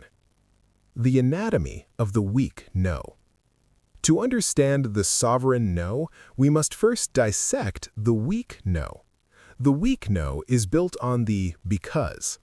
I can't come to dinner because I have to work late. I can't take that project because my schedule is full. On the surface, this seems polite. It seems reasonable. But in the world of power dynamics, the because is a trapdoor. When you give a reason, you are opening a negotiation. If you say, "I can't come because I have to work late," the other person hears, "The only obstacle is the work," so they solve the problem for you. "Oh, no worries. We can push dinner to 9 p.m. You'll be done by then, right?" Now you are trapped. Your excuse has been dismantled. You either have to invent a new lie, which makes you look slippery, or you have to agree to the thing you didn't want to do. By offering a reason, you invited them to argue with your logic. You told them that your no was conditional, and if they could meet the condition, they could turn it into a yes. The weak no is also driven by guilt. You feel guilty for prioritizing yourself. You feel that by saying no, you are breaking a social contract that says you must always be available, helpful, and accommodating. This contract is a fiction. It was written by people who want to use you. If you are always available, you are not valuable. Water is free because it is everywhere. Diamonds are expensive because they are rare. If your yes is easy to get, it is worth nothing. The structure of the sovereign no. The sovereign no changes the grammar of refusal. It removes the because. It relies on the principle that no is a complete sentence. I am not suggesting you simply walk around barking the word no at people. That is abrasive. We are aiming for respect, not hatred. The sovereign no can be polite, it can be warm, but it must be closed. Level 1. The direct refusal. I am not available for that. Notice there is no excuse. You didn't say you were busy. You didn't say you were sick. You simply stated your unavailability as a fact. If they ask why, you repeat the fact. I have other commitments. What commitments? Personal ones. You do not elaborate. The moment you elaborate, you are back in the trap. You must become comfortable with the idea that your privacy is a sufficient reason. You do not need a doctor's note to excuse yourself from life's obligations. Level 2. The policy refusal. This is incredibly effective in professional settings. It frames your refusal not as a personal rejection, but as adherence to a code. I have a policy not to take on new clients on Fridays. I have a rule that I don't lend money to friends. I don't do podcast interviews. When you frame it as a policy, it becomes impersonal. It isn't about them, it's about you and your standards. People respect rules. They respect a man or woman who operates by a code. It is much harder to argue with a policy than an excuse. Come on, just this once. I can't. It's my rule. If I break it for you, I have to break it for everyone. Level 3. The not a fit refusal. This is for opportunities that sound good but aren't right for you. Thank you for thinking of me. This doesn't align with my current focus, so I'm going to pass. Align with my current focus is a beautiful phrase. It is vague enough to be unarguable, but professional enough to be respected. It implies you have a vision and you are steering the ship strictly towards that vision. The silence after the no. We return to the lesson of silence here. The most critical moment of the sovereign no is the second after you say it. I'm not able to help you with that. Silence. The urge to explain will be overwhelming. You will want to fill the gap with, but maybe ask Sarah, she might know, or I could try next week. Stop. Deliver the refusal and then shut the gate. Look them in the eye. Smile if you want, but do not speak. Let the no land. Let them process it. By rushing to soften the blow, you rob the refusal of its integrity. You make it look like you are unsure. If you are unsure, they will press you. If you are resolved, they will move on. Dealing with pushback. When you start doing this, people will not like it. People who are used to you being a doormat will be confused when you suddenly become a wall. They will test the wall. They will push against it. They will try to use guilt to knock it down. I thought we were friends. You're being really selfish. It will only take 5 minutes. This is manipulation. Do not engage with the content of the manipulation. Engage with the boundary. Use the broken record technique. Them, come on, I really need this favor. You, I understand, but I can't do it. Them, but you did it last time. You, I know, but I can't do it this time. Them, you're leaving me in a lurch. You, I hear you, but the answer is no.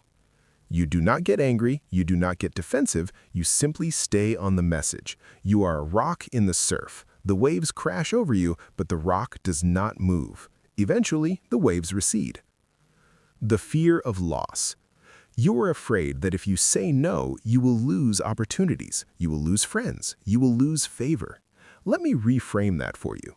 Every time you say a weak yes, a yes you don't mean, you are losing something far more valuable. You are losing your self-respect. You are training your subconscious mind that your desires are secondary to everyone else's. You are also losing the respect of others. People do not respect the person who is always available. They take them for granted. Think about the most respected people in your industry. Are they easy to get a hold of? Do they say yes to every coffee chat?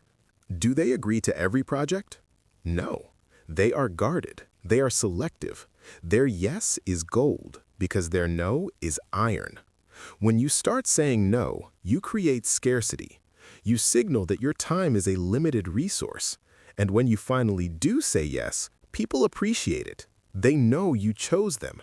They know you aren't just agreeing out of habit. The internal shift from can't to won't. The linguistic shift from I can't to I won't is subtle but profound. I can't implies inability. It implies you are a victim of physics or time. I won't implies volition. It implies choice. In polite society, we rarely say I won't directly. It is too aggressive. But internally, you must make the shift. When you tell someone I can't make it, you must know in your heart that what you mean is I am choosing not to make it because I have prioritized something else. That something else might be your work. It might be your family. It might be sitting on your couch staring at the wall. It doesn't matter. If you prioritize rest over a party, that is a valid choice. You are not unable to go to the party. You are unwilling to sacrifice your rest.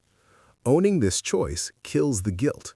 You are not a victim of your schedule. You are the architect of it. The pocket veto. Sometimes the most powerful no is the one you don't even say. In the digital age, we feel a compulsion to respond to everything. Every email, every text, every comment demands a reply. You must learn the pocket veto. This is the power of simply not responding to low-value noise. If someone sends you a rude email, you do not need to reply. If someone makes an unreasonable request via text, you do not need to reply immediately, or at all. Your attention is not a public utility. You are not obligated to provide service to everyone who plugs into you. Ignorance is a form of no. It is a no that says this does not even merit a decline. Use this sparingly. Use it for the trolls, the time wasters, and the disrespectful. But use it. It is incredibly liberating to realize that the delete button is a valid form of communication. The preservation of energy. Imagine your energy is a bank account with a fixed daily limit. You have $100 of energy to spend each day. Every decision costs money. Every conversation costs money. Every favor costs money. When you say yes to the nagging coworker, you just spent $20. When you say yes to the social event you hate, you just spent $50. By the time you get to the things that actually build your legacy, your passion project, your health, your family, you are bankrupt. You have $0 left. You give your best self to strangers and your leftovers to the people you love. The sovereign no is a budget. It stops the embezzlement of your life force. It allows you to hoard your energy so that you can pour it massively into the few things that matter. This is why high performers are often seen as aloof or distant. They are not cold, they are focused. They are protecting the asset. The respected refusal. Here is the irony. When you learn to say no with conviction, people respect you more. They respect your honesty. They respect that you know your limits. Have you ever dealt with a yes man, someone who agrees to everything and then delivers on nothing? They are infuriating. You cannot trust them. But the person who says, no, I can't do that by Tuesday, I can do it by Thursday, is trustworthy. You know that if they say Thursday, it will happen. You know that their word matches their reality. The sovereign no builds a reputation of integrity. It tells the world, I do not make promises I cannot keep. I do not agree to things I do not value. The drill, the 24-hour delay.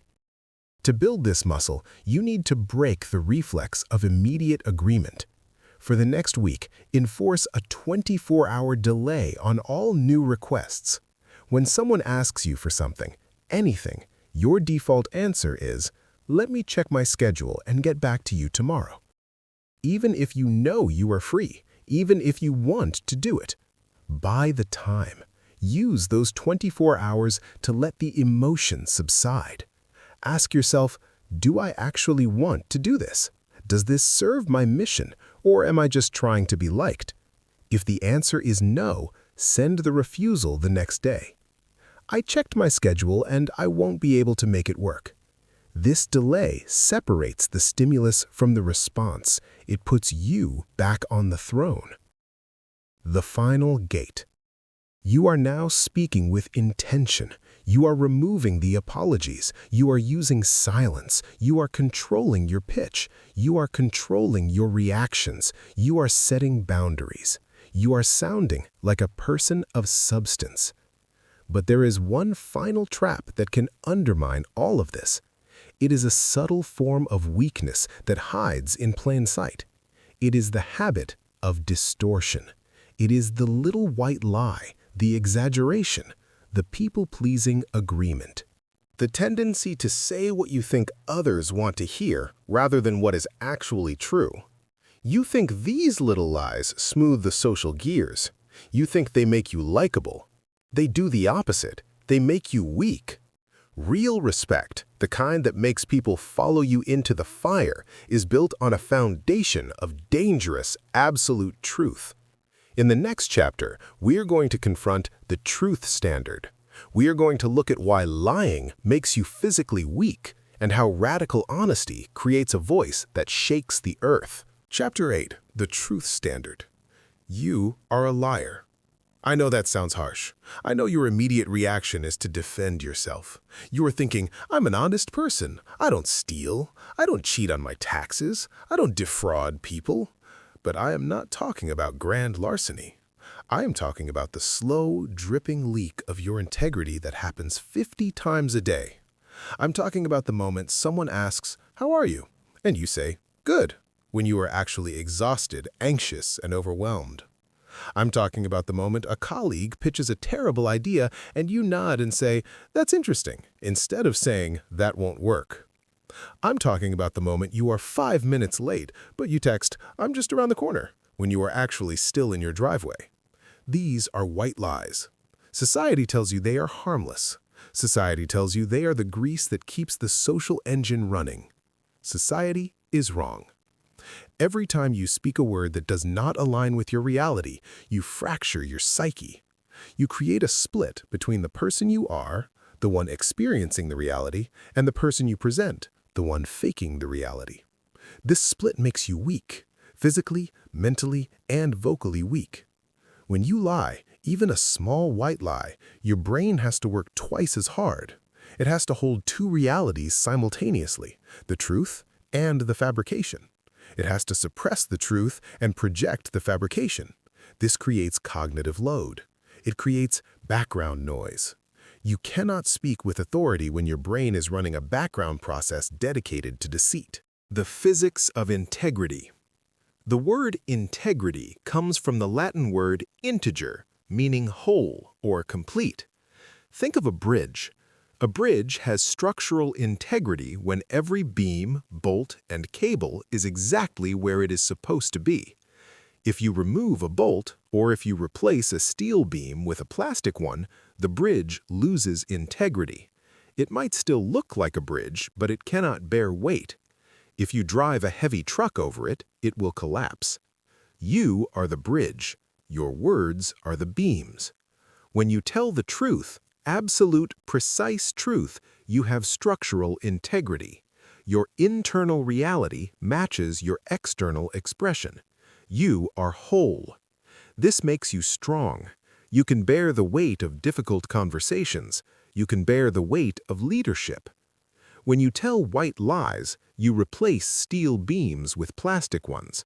You look fine from the distance, but the moment you are tested, the moment pressure is applied, you collapse. People can feel this lack of integrity. They might not be human lie detectors, but they have an instinct. They can sense when someone is shifty. They can sense when someone is performing. Conversely, when you meet someone who speaks the unvarnished truth, it is jarring. It is magnetic. Imagine asking a man, "What do you think of this report?" Most people would say, "It's good, maybe just a few tweaks." Lie. The man of truth says, "It is disorganized and lacks a clear conclusion." He didn't shout, He didn't attack, he simply reported the reality. And because he reported the reality, you trust him. You know that if he says something is good, it is actually good. His currency has value. The nice trap. Why do we lie? We lie because we want to be nice. We have confused niceness with goodness. They are not the same thing. Niceness is a disguise. Niceness is the act of smoothing over rough edges to avoid discomfort. Niceness is saying yes when you mean no because you are afraid the other person will feel bad. Niceness is fundamentally selfish. When you lie to protect someone's feelings, you are usually just protecting yourself from their reaction. You don't want to deal with the awkwardness of telling them they have spinach in their teeth or that their presentation was boring, so you lie. Goodness, on the other hand, requires truth. Is it good to let your friend leave the house looking ridiculous? No. Is it good to let your employee continue making the same mistake because you were too nice to correct them? No. You were sabotaging their career to save yourself a difficult conversation. Respect is not built on niceness. It is built on utility. People respect the person who tells them the truth they need to hear, not the lie they want to hear. The exaggeration addiction. There is another form of lying that destroys respect. Exaggeration. You use superlatives. This is the worst day ever. He always screws up. I've told you 1,000,000 times. I was waiting for hours. Exaggeration is inflation. When you say you waited for hours, when you actually waited for 20 minutes, you are devaluing your word. You are signaling that you are an emotional narrator, not a factual one. If you are an emotional narrator, people will discount everything you say. They will apply a drama tax to your words. Oh, John said it's a disaster? It's probably just a minor glitch. You know how John is. To command respect, you must become a factual narrator. You must strip the hyperbole from your speech. Do not say, he always screws up. Say, he has missed the last 3 deadlines. Do not say, I waited for hours. Say, I waited for 45 minutes. Precision is power. When you are precise, people cannot dismiss you. Facts are stubborn things. When you speak in facts, you become a stubborn thing. You become a rock that cannot be moved by emotional waves. The bobblehead syndrome. Watch people in a meeting. Watch the junior employees when the boss is speaking. What are they doing? They are nodding. They are nodding furiously. They are bobbleheads. Boss, we need to cut costs. Bobbleheads, nodding. Yes, absolutely. Boss, but we also need to expand marketing. Bobbleheads, nodding. Yes, great idea. This is the agreement reflex. It is a submissive display. It signals, I am harmless, I am on your team, please don't hurt me. If you want respect, stop nodding, unless you actually agree. Keep your head still, listen, process. If you agree, state your agreement with a reason. I agree with cutting costs, specifically in the travel budget. If you disagree, state your disagreement. I am concerned that cutting costs will impact our delivery time. But do not just nod. The nod is a lie. It is a visual lie that says, I am with you, when your brain is actually saying, I am just trying to survive this meeting. The practice of neutral truth. So how do we implement the truth standard without becoming a social pariah? We use neutral truth. You do not need to be brutal. You do not need to be mean. You just need to be accurate. The key is to remove the emotional charge from the truth. Scenario. Your spouse asks, do I look fat in this? The lie. No, honey, you look perfect. She knows you are lying. The brutal truth. Yes, it's too tight. This causes a fight. The neutral truth. That dress is a different cut than your others. It doesn't fit your shoulders as well as the blue one. You are acting as a mirror, not a judge. A mirror doesn't hate you. It just reflects the light. Scenario. A client asks for a feature that is impossible. The lie. We'll try our best to squeeze it in, setting yourself up for failure. The neutral truth. We cannot build that feature within the current timeline. We would need to extend the deadline by 2 weeks. You are stating the physics of the situation. You are not apologizing. You are not blaming. You are simply laying the facts on the table. The fear of conflict. The reason you don't tell the truth is that you are afraid of what happens next. You are afraid of the conflict. If I tell him I don't like his idea, he will get angry. If I tell her I don't want to go, she will be sad. Yes, they might be, but you must accept a hard reality. You cannot control other people's emotions. You are responsible for your words. You are responsible for your intent. You are not responsible for their reaction. If you deliver a truth kindly and calmly and they react with rage, that is their issue. That is their lack of emotional regulation. Do not own it. When you shield people from truth, you treat them like children. You assume they are too fragile to handle reality. That is arrogant. Respect them enough to give it to them straight. The I don't know power move. One of the most powerful truths you can tell is, I don't know. Insecure people are terrified of these words. They think it makes them look stupid. So, when asked a question they don't know the answer to, they bluff, they guess, they ramble. Well, it's a complex situation and we're looking into the variables. Stop. If you don't know, say, I don't know. I will find out and tell you by 2 p.m. This builds massive trust. Why? Because the next time you say, I know, they will believe you. They know you are a person who distinguishes between knowledge and ignorance. You have proven that you will not bluff them. A leader who admits ignorance is safer to follow than a leader who fakes competence. The clean slate. I want you to try an experiment. It is called the 24-hour cleanse. For the next 24 hours, you are forbidden from telling a lie. No white lies, no exaggeration, no false agreement. If someone asks how you are and you feel terrible, say, it's been a rough day, but I'm pushing through. If you are late, do not say, traffic was bad. Say, I left late. If you don't want to go to lunch, do not say, I have a meeting. Say, I need some quiet time. You will feel naked. You will feel vulnerable. But you will also feel something else, lightness. You will realize how much energy you are wasting on maintaining the facade. You will realize that the world does not end when you tell the truth. And you will notice that people look at you differently. They will stop interrupting you. They will stop questioning you. Why? Because truth has density. Lies are hollow. They float away. Truth is solid. It lands with a thud. When you become a person who speaks only the truth, your words become law. You don't need to shout because reality is on your side. The transition.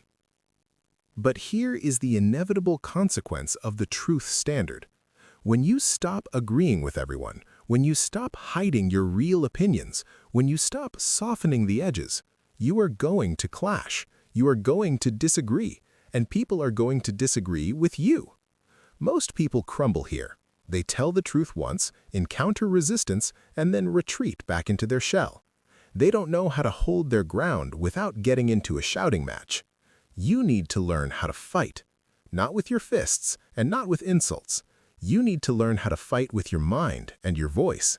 You need to learn how to disagree without being disagreeable.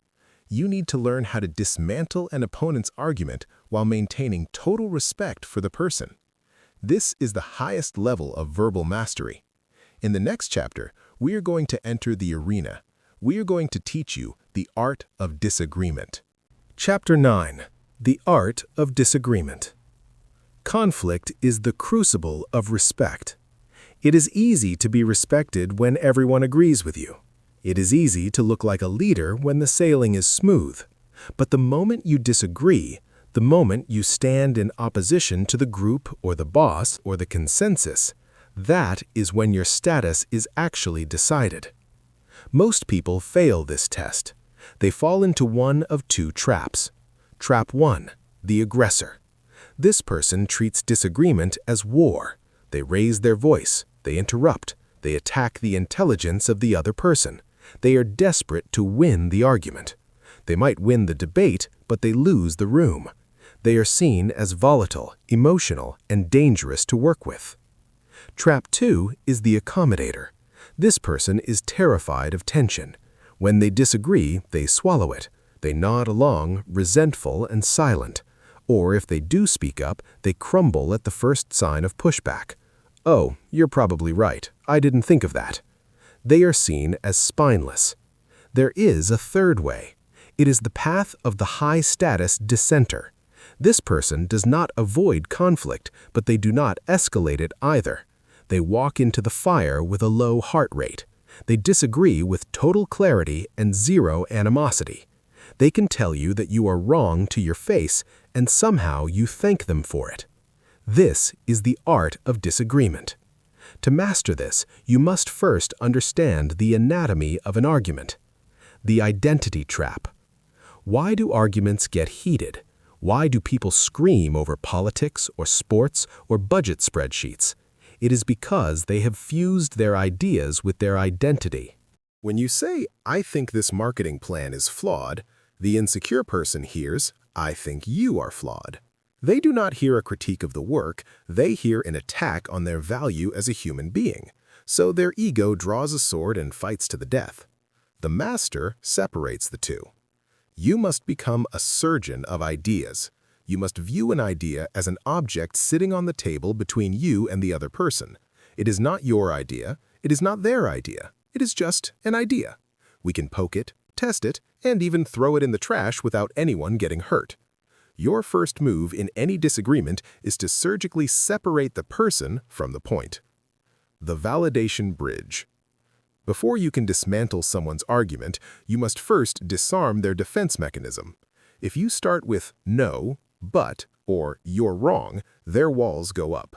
They stop listening and start reloading their ammunition. You need to lower the bridge. You do this with validation. Validation is not agreement. This is a crucial distinction. You are not agreeing with their conclusion, you are validating their logic or their emotion. I see how you got to that conclusion based on the Q3 data. I understand why you were frustrated with the timeline. It makes sense that you want to protect the team. When you say this, the other person physically relaxes. They feel heard. They feel understood. They think, okay, he is not an enemy, he gets it. Only once the bridge is down can you cross it with your counterpoint.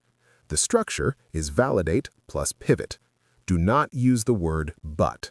I see your point, but erases everything that came before it. It signals, I was just being polite, now here comes the real attack. Replace "but" with "and" or a pause. I understand you want to protect the team. And the reality is, if we don't launch by Friday, we miss the market window. I see how you got to that conclusion. However, looking at the long-term projection, the risk is too high. This is the velvet hammer. Soft entry, hard impact.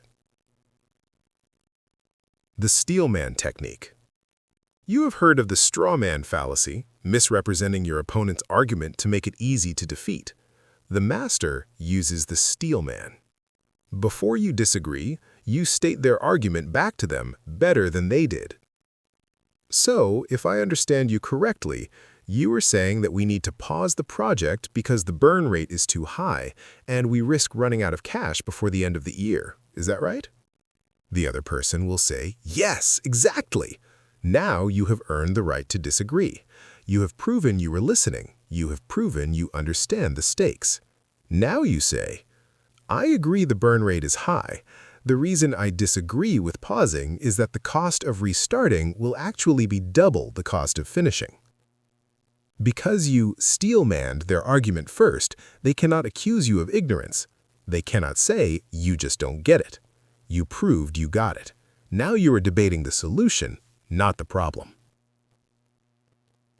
The Socratic sniper.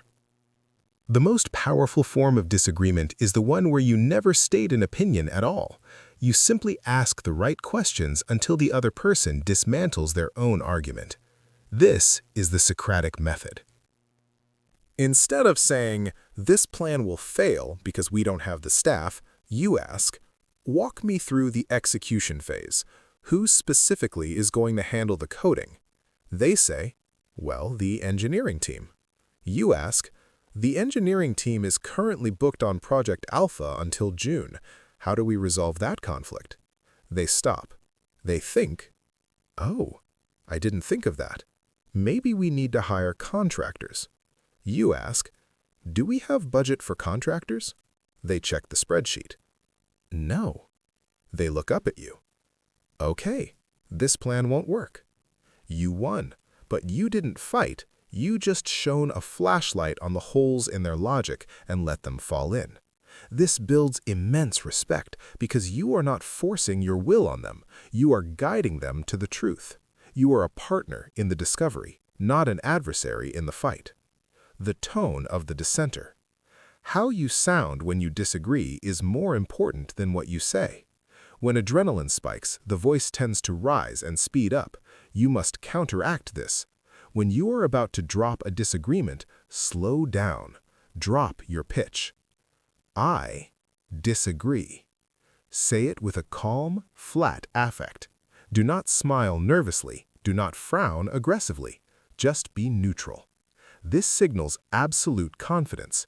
It signals, I am not emotional about this. I am simply reporting a fact. If they get angry, you get quieter. If they speed up, you slow down. You are the anchor. If you hold your emotional weight, they will eventually have to slow down to match you. You are controlling the tempo of the conflict. Disagreeing with authority. What if you have to disagree with a boss or someone with higher status?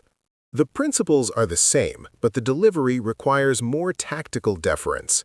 Use the permission to disagree frame. I have a different perspective on this. May I share it? I see a risk here that we might be overlooking. Can I walk you through it? This asks for permission to enter the ring. A confident leader will always say yes. If they say no, you know you are working for a tyrant and you should save your breath and update your resume. Once they say yes, you have a license to speak freely. You are not being insubordinate, you are fulfilling a request. The disagree and commit principle. There is a final stage to disagreement. Sometimes, despite your best arguments, the decision goes against you. The amateur sulks. They say, fine, do what you want, but don't blame me when it blows up. They sabotage the project with their passive aggressiveness. The master practices disagree and commit. You fight hard for your point of view. You use logic, data, and rhetoric. But once the decision is made, you pivot instantly. I still think option A is better, but if we are going with option B, I am 100% on board. How do we make option B the best it can be? This is shocking to most people. They expect you to be bitter. When you show that you are loyal to the team above your own ego, your stock goes through the roof.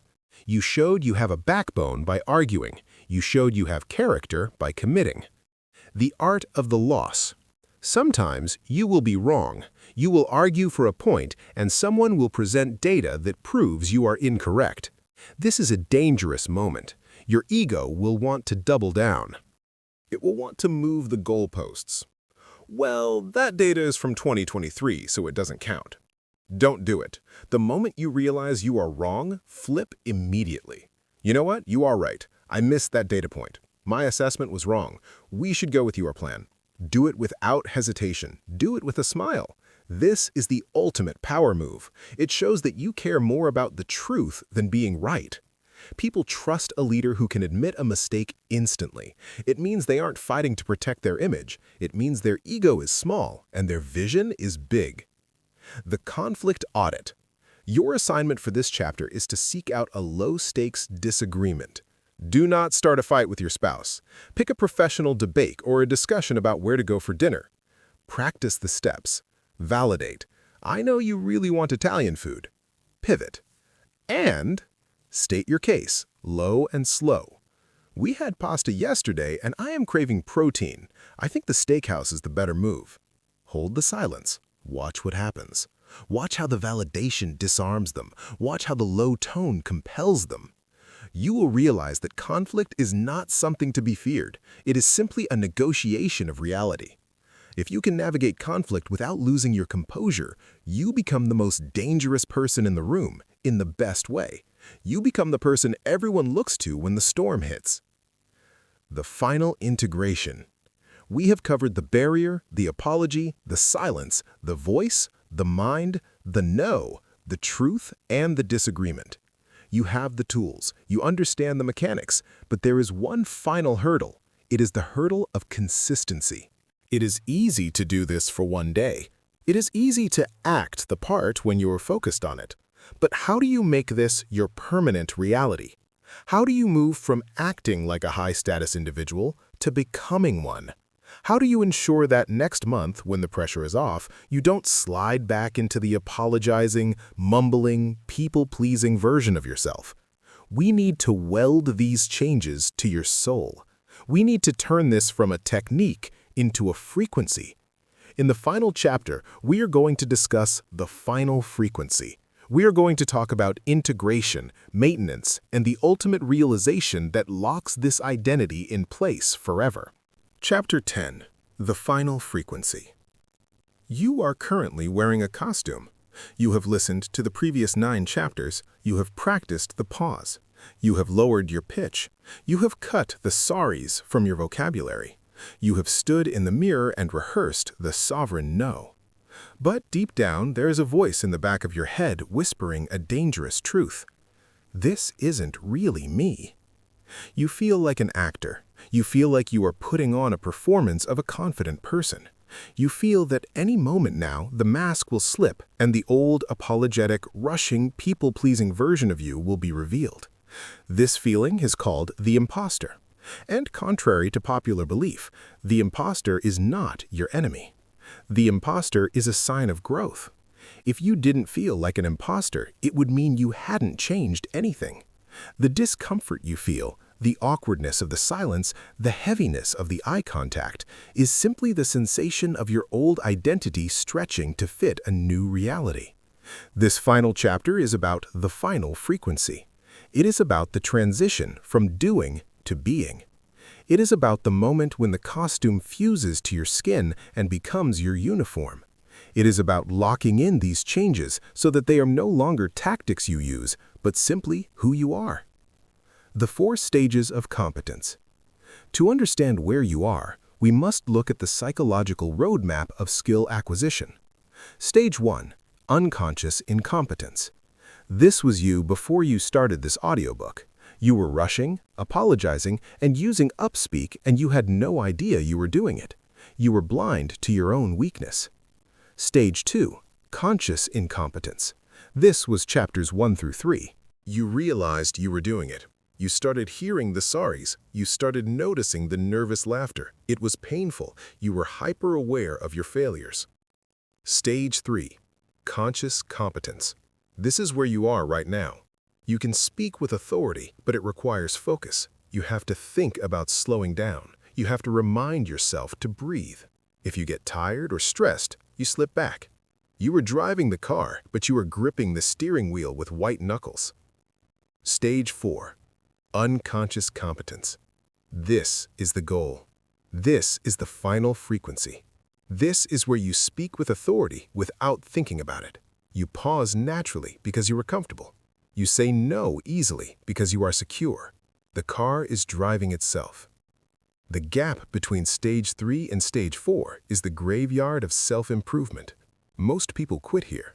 They get tired of the effort. They get tired of acting, so they slide back into their old, comfortable, invisible self. To cross this gap, you must understand the mechanism of identity lag. Identity lag. Your behavior changes instantly. Your identity changes slowly. You can start acting like a CEO today. You can dress like one, speak like one, and make decisions like one. But your internal self-image, the thermostat of your identity, is still set to junior employee. Because of this lag, your brain will try to self-sabotage. It will scream, "Who do you think you are? Get back in your lane." You must ignore this voice. You must understand that action precedes belief. You do not wait until you feel confident to speak with authority. You speak with authority, and eventually the feelings of confidence catch up. You are rewiring your brain from the outside in. Every time you hold a silence, you are casting a vote for your new identity. Every time you refuse to apologize, you are rewriting the code. It will feel fake for a month, then it will feel natural, Then it will feel inevitable. The social pushback. There is an external obstacle you will face as you integrate this new frequency. Your friends, your family, and your colleagues. They know the old you. They have a specific box they have put you in. They expect you to be the nice, accommodating, quiet listener. They expect you to be the one who laughs at their bad jokes and agrees with their bad ideas. When you change the frequency, you disrupt their reception. You stop laughing nervously. You stop agreeing automatically. You stop apologizing. They will react. "Are you okay? You seem quiet. Why are you being so serious? You've changed." They might even accuse you of being arrogant or cold. This is a critical moment. The temptation will be to apologize. "Oh, sorry, I'm just tired." Do not do it. This is the crab bucket effect. When one crab tries to climb out of the bucket, the other crabs pull it back down. They're not doing it out of malice, they're doing it out of comfort. Your growth highlights their stagnation. Your boundaries highlight their lack of control. You must hold the line. "I'm not quiet, I'm just listening. I'm not serious, I'm just focused." Eventually, they will adjust. They will realize that the old you is dead. They will come to respect the new you. Or they will drift away. And if they drift away because they can no longer manipulate you or talk over you, let them go. That is not a loss. That is a filtration process. You are making room for people who respect the new standard. The daily calibration. You cannot maintain this new frequency without a routine. Entropy is real. The chaos of the world will try to speed you up and shrink you down. You need a daily calibration. Think of it like tuning an instrument. You don't tune a guitar once and expect it to stay in tune forever. You tune it every time you play. 1. The morning anchor. Before you look at your phone, before you speak to anyone, find your voice. Do the chest hum. Read a paragraph of text slowly using downspeak. Set the tempo for the day. If you wake up and immediately start rushing, the whole day is lost. 2. The doorway trigger. Pick a physical trigger. Maybe it is the door to your office. Maybe it is the act of putting on your watch. Every time you cross that threshold or perform that action, use it as a reset button. I am entering the arena. I am slow. I am low. I am grounded. Trigger the persona. 3. The post-game analysis. At the end of the day, do a quick audit. Where did I rush? Where did I apologize? Where did I win? Don't beat yourself up, just notice. Awareness is the cure. The danger of stress. The greatest threat to your new voice is stress. When the pressure hits, when the deadline looms, when the crisis erupts, your reptilian brain takes over. It reverts to the oldest survival software it has. For you, that software is appease and rush. You must be vigilant during high-stress moments. When the fire alarm is ringing, that is when you must move the slowest. When everyone else is running, that is when you must walk. This is counterintuitive. You think, it's an emergency, I need to hurry. No. Speed creates mistakes. Mistakes create more emergencies. Slow is smooth. Smooth is fast. If you can maintain your low, slow, authoritative frequency when the building is burning, you become the leader by default. Everyone else is panicking. You are processing. They will look to you for orders. The paradox of listening. As you master this, you will notice a strange paradox. The more authoritative you become, the less you will need to speak. In the beginning, you thought respect came from having the smartest answer. You thought it came from dominating the conversation. Now you know the truth.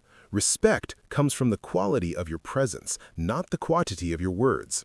You will find yourself spending 90% of your time listening. But it is not the passive listening of a submissive. It is the active, predatory listening of a judge. You are gathering data. You are watching behavior. You are waiting for the perfect moment to drop the single sentence that shifts the entire room. This is the ultimate level of the game. You become a gravitational center. You don't chase attention. Attention orbits you. The final commitment. The journey does not end when this audio stops. In fact, the real test begins the moment you take off your headphones. The world is loud, it is chaotic, it is full of people who want to interrupt you, overlook you, and silence you. They are betting that you will fold. They're betting that you will revert to the nice, quiet, convenient person you used to be. Prove them wrong. Make the commitment right now, not to me, to yourself. Commit that you will never again apologize for your existence. Commit that you will never again rush your truth. Commit that you will never again let fear dictate your volume. You have the tools. You understand the physics of respect. The code has been rewritten. Now, you simply have to live it. A request for the brotherhood. If this journey has shifted something in you, if you feel a new weight in your chest and a new clarity in your mind, then I have one final request. This message needs to reach the others, the ones who are still sitting in the back of the room, terrified to speak, the ones who have brilliant ideas but no voice to deliver them. Help me find them. Like this video, subscribe to the premier audiobooks, and leave a comment below with one word. Let that word be your signature. Let it be the signal that you have completed the training and are entering the field. Go out there, take a breath, drop your shoulders, lower your pitch, look them in the eye, and speak. The world is listening.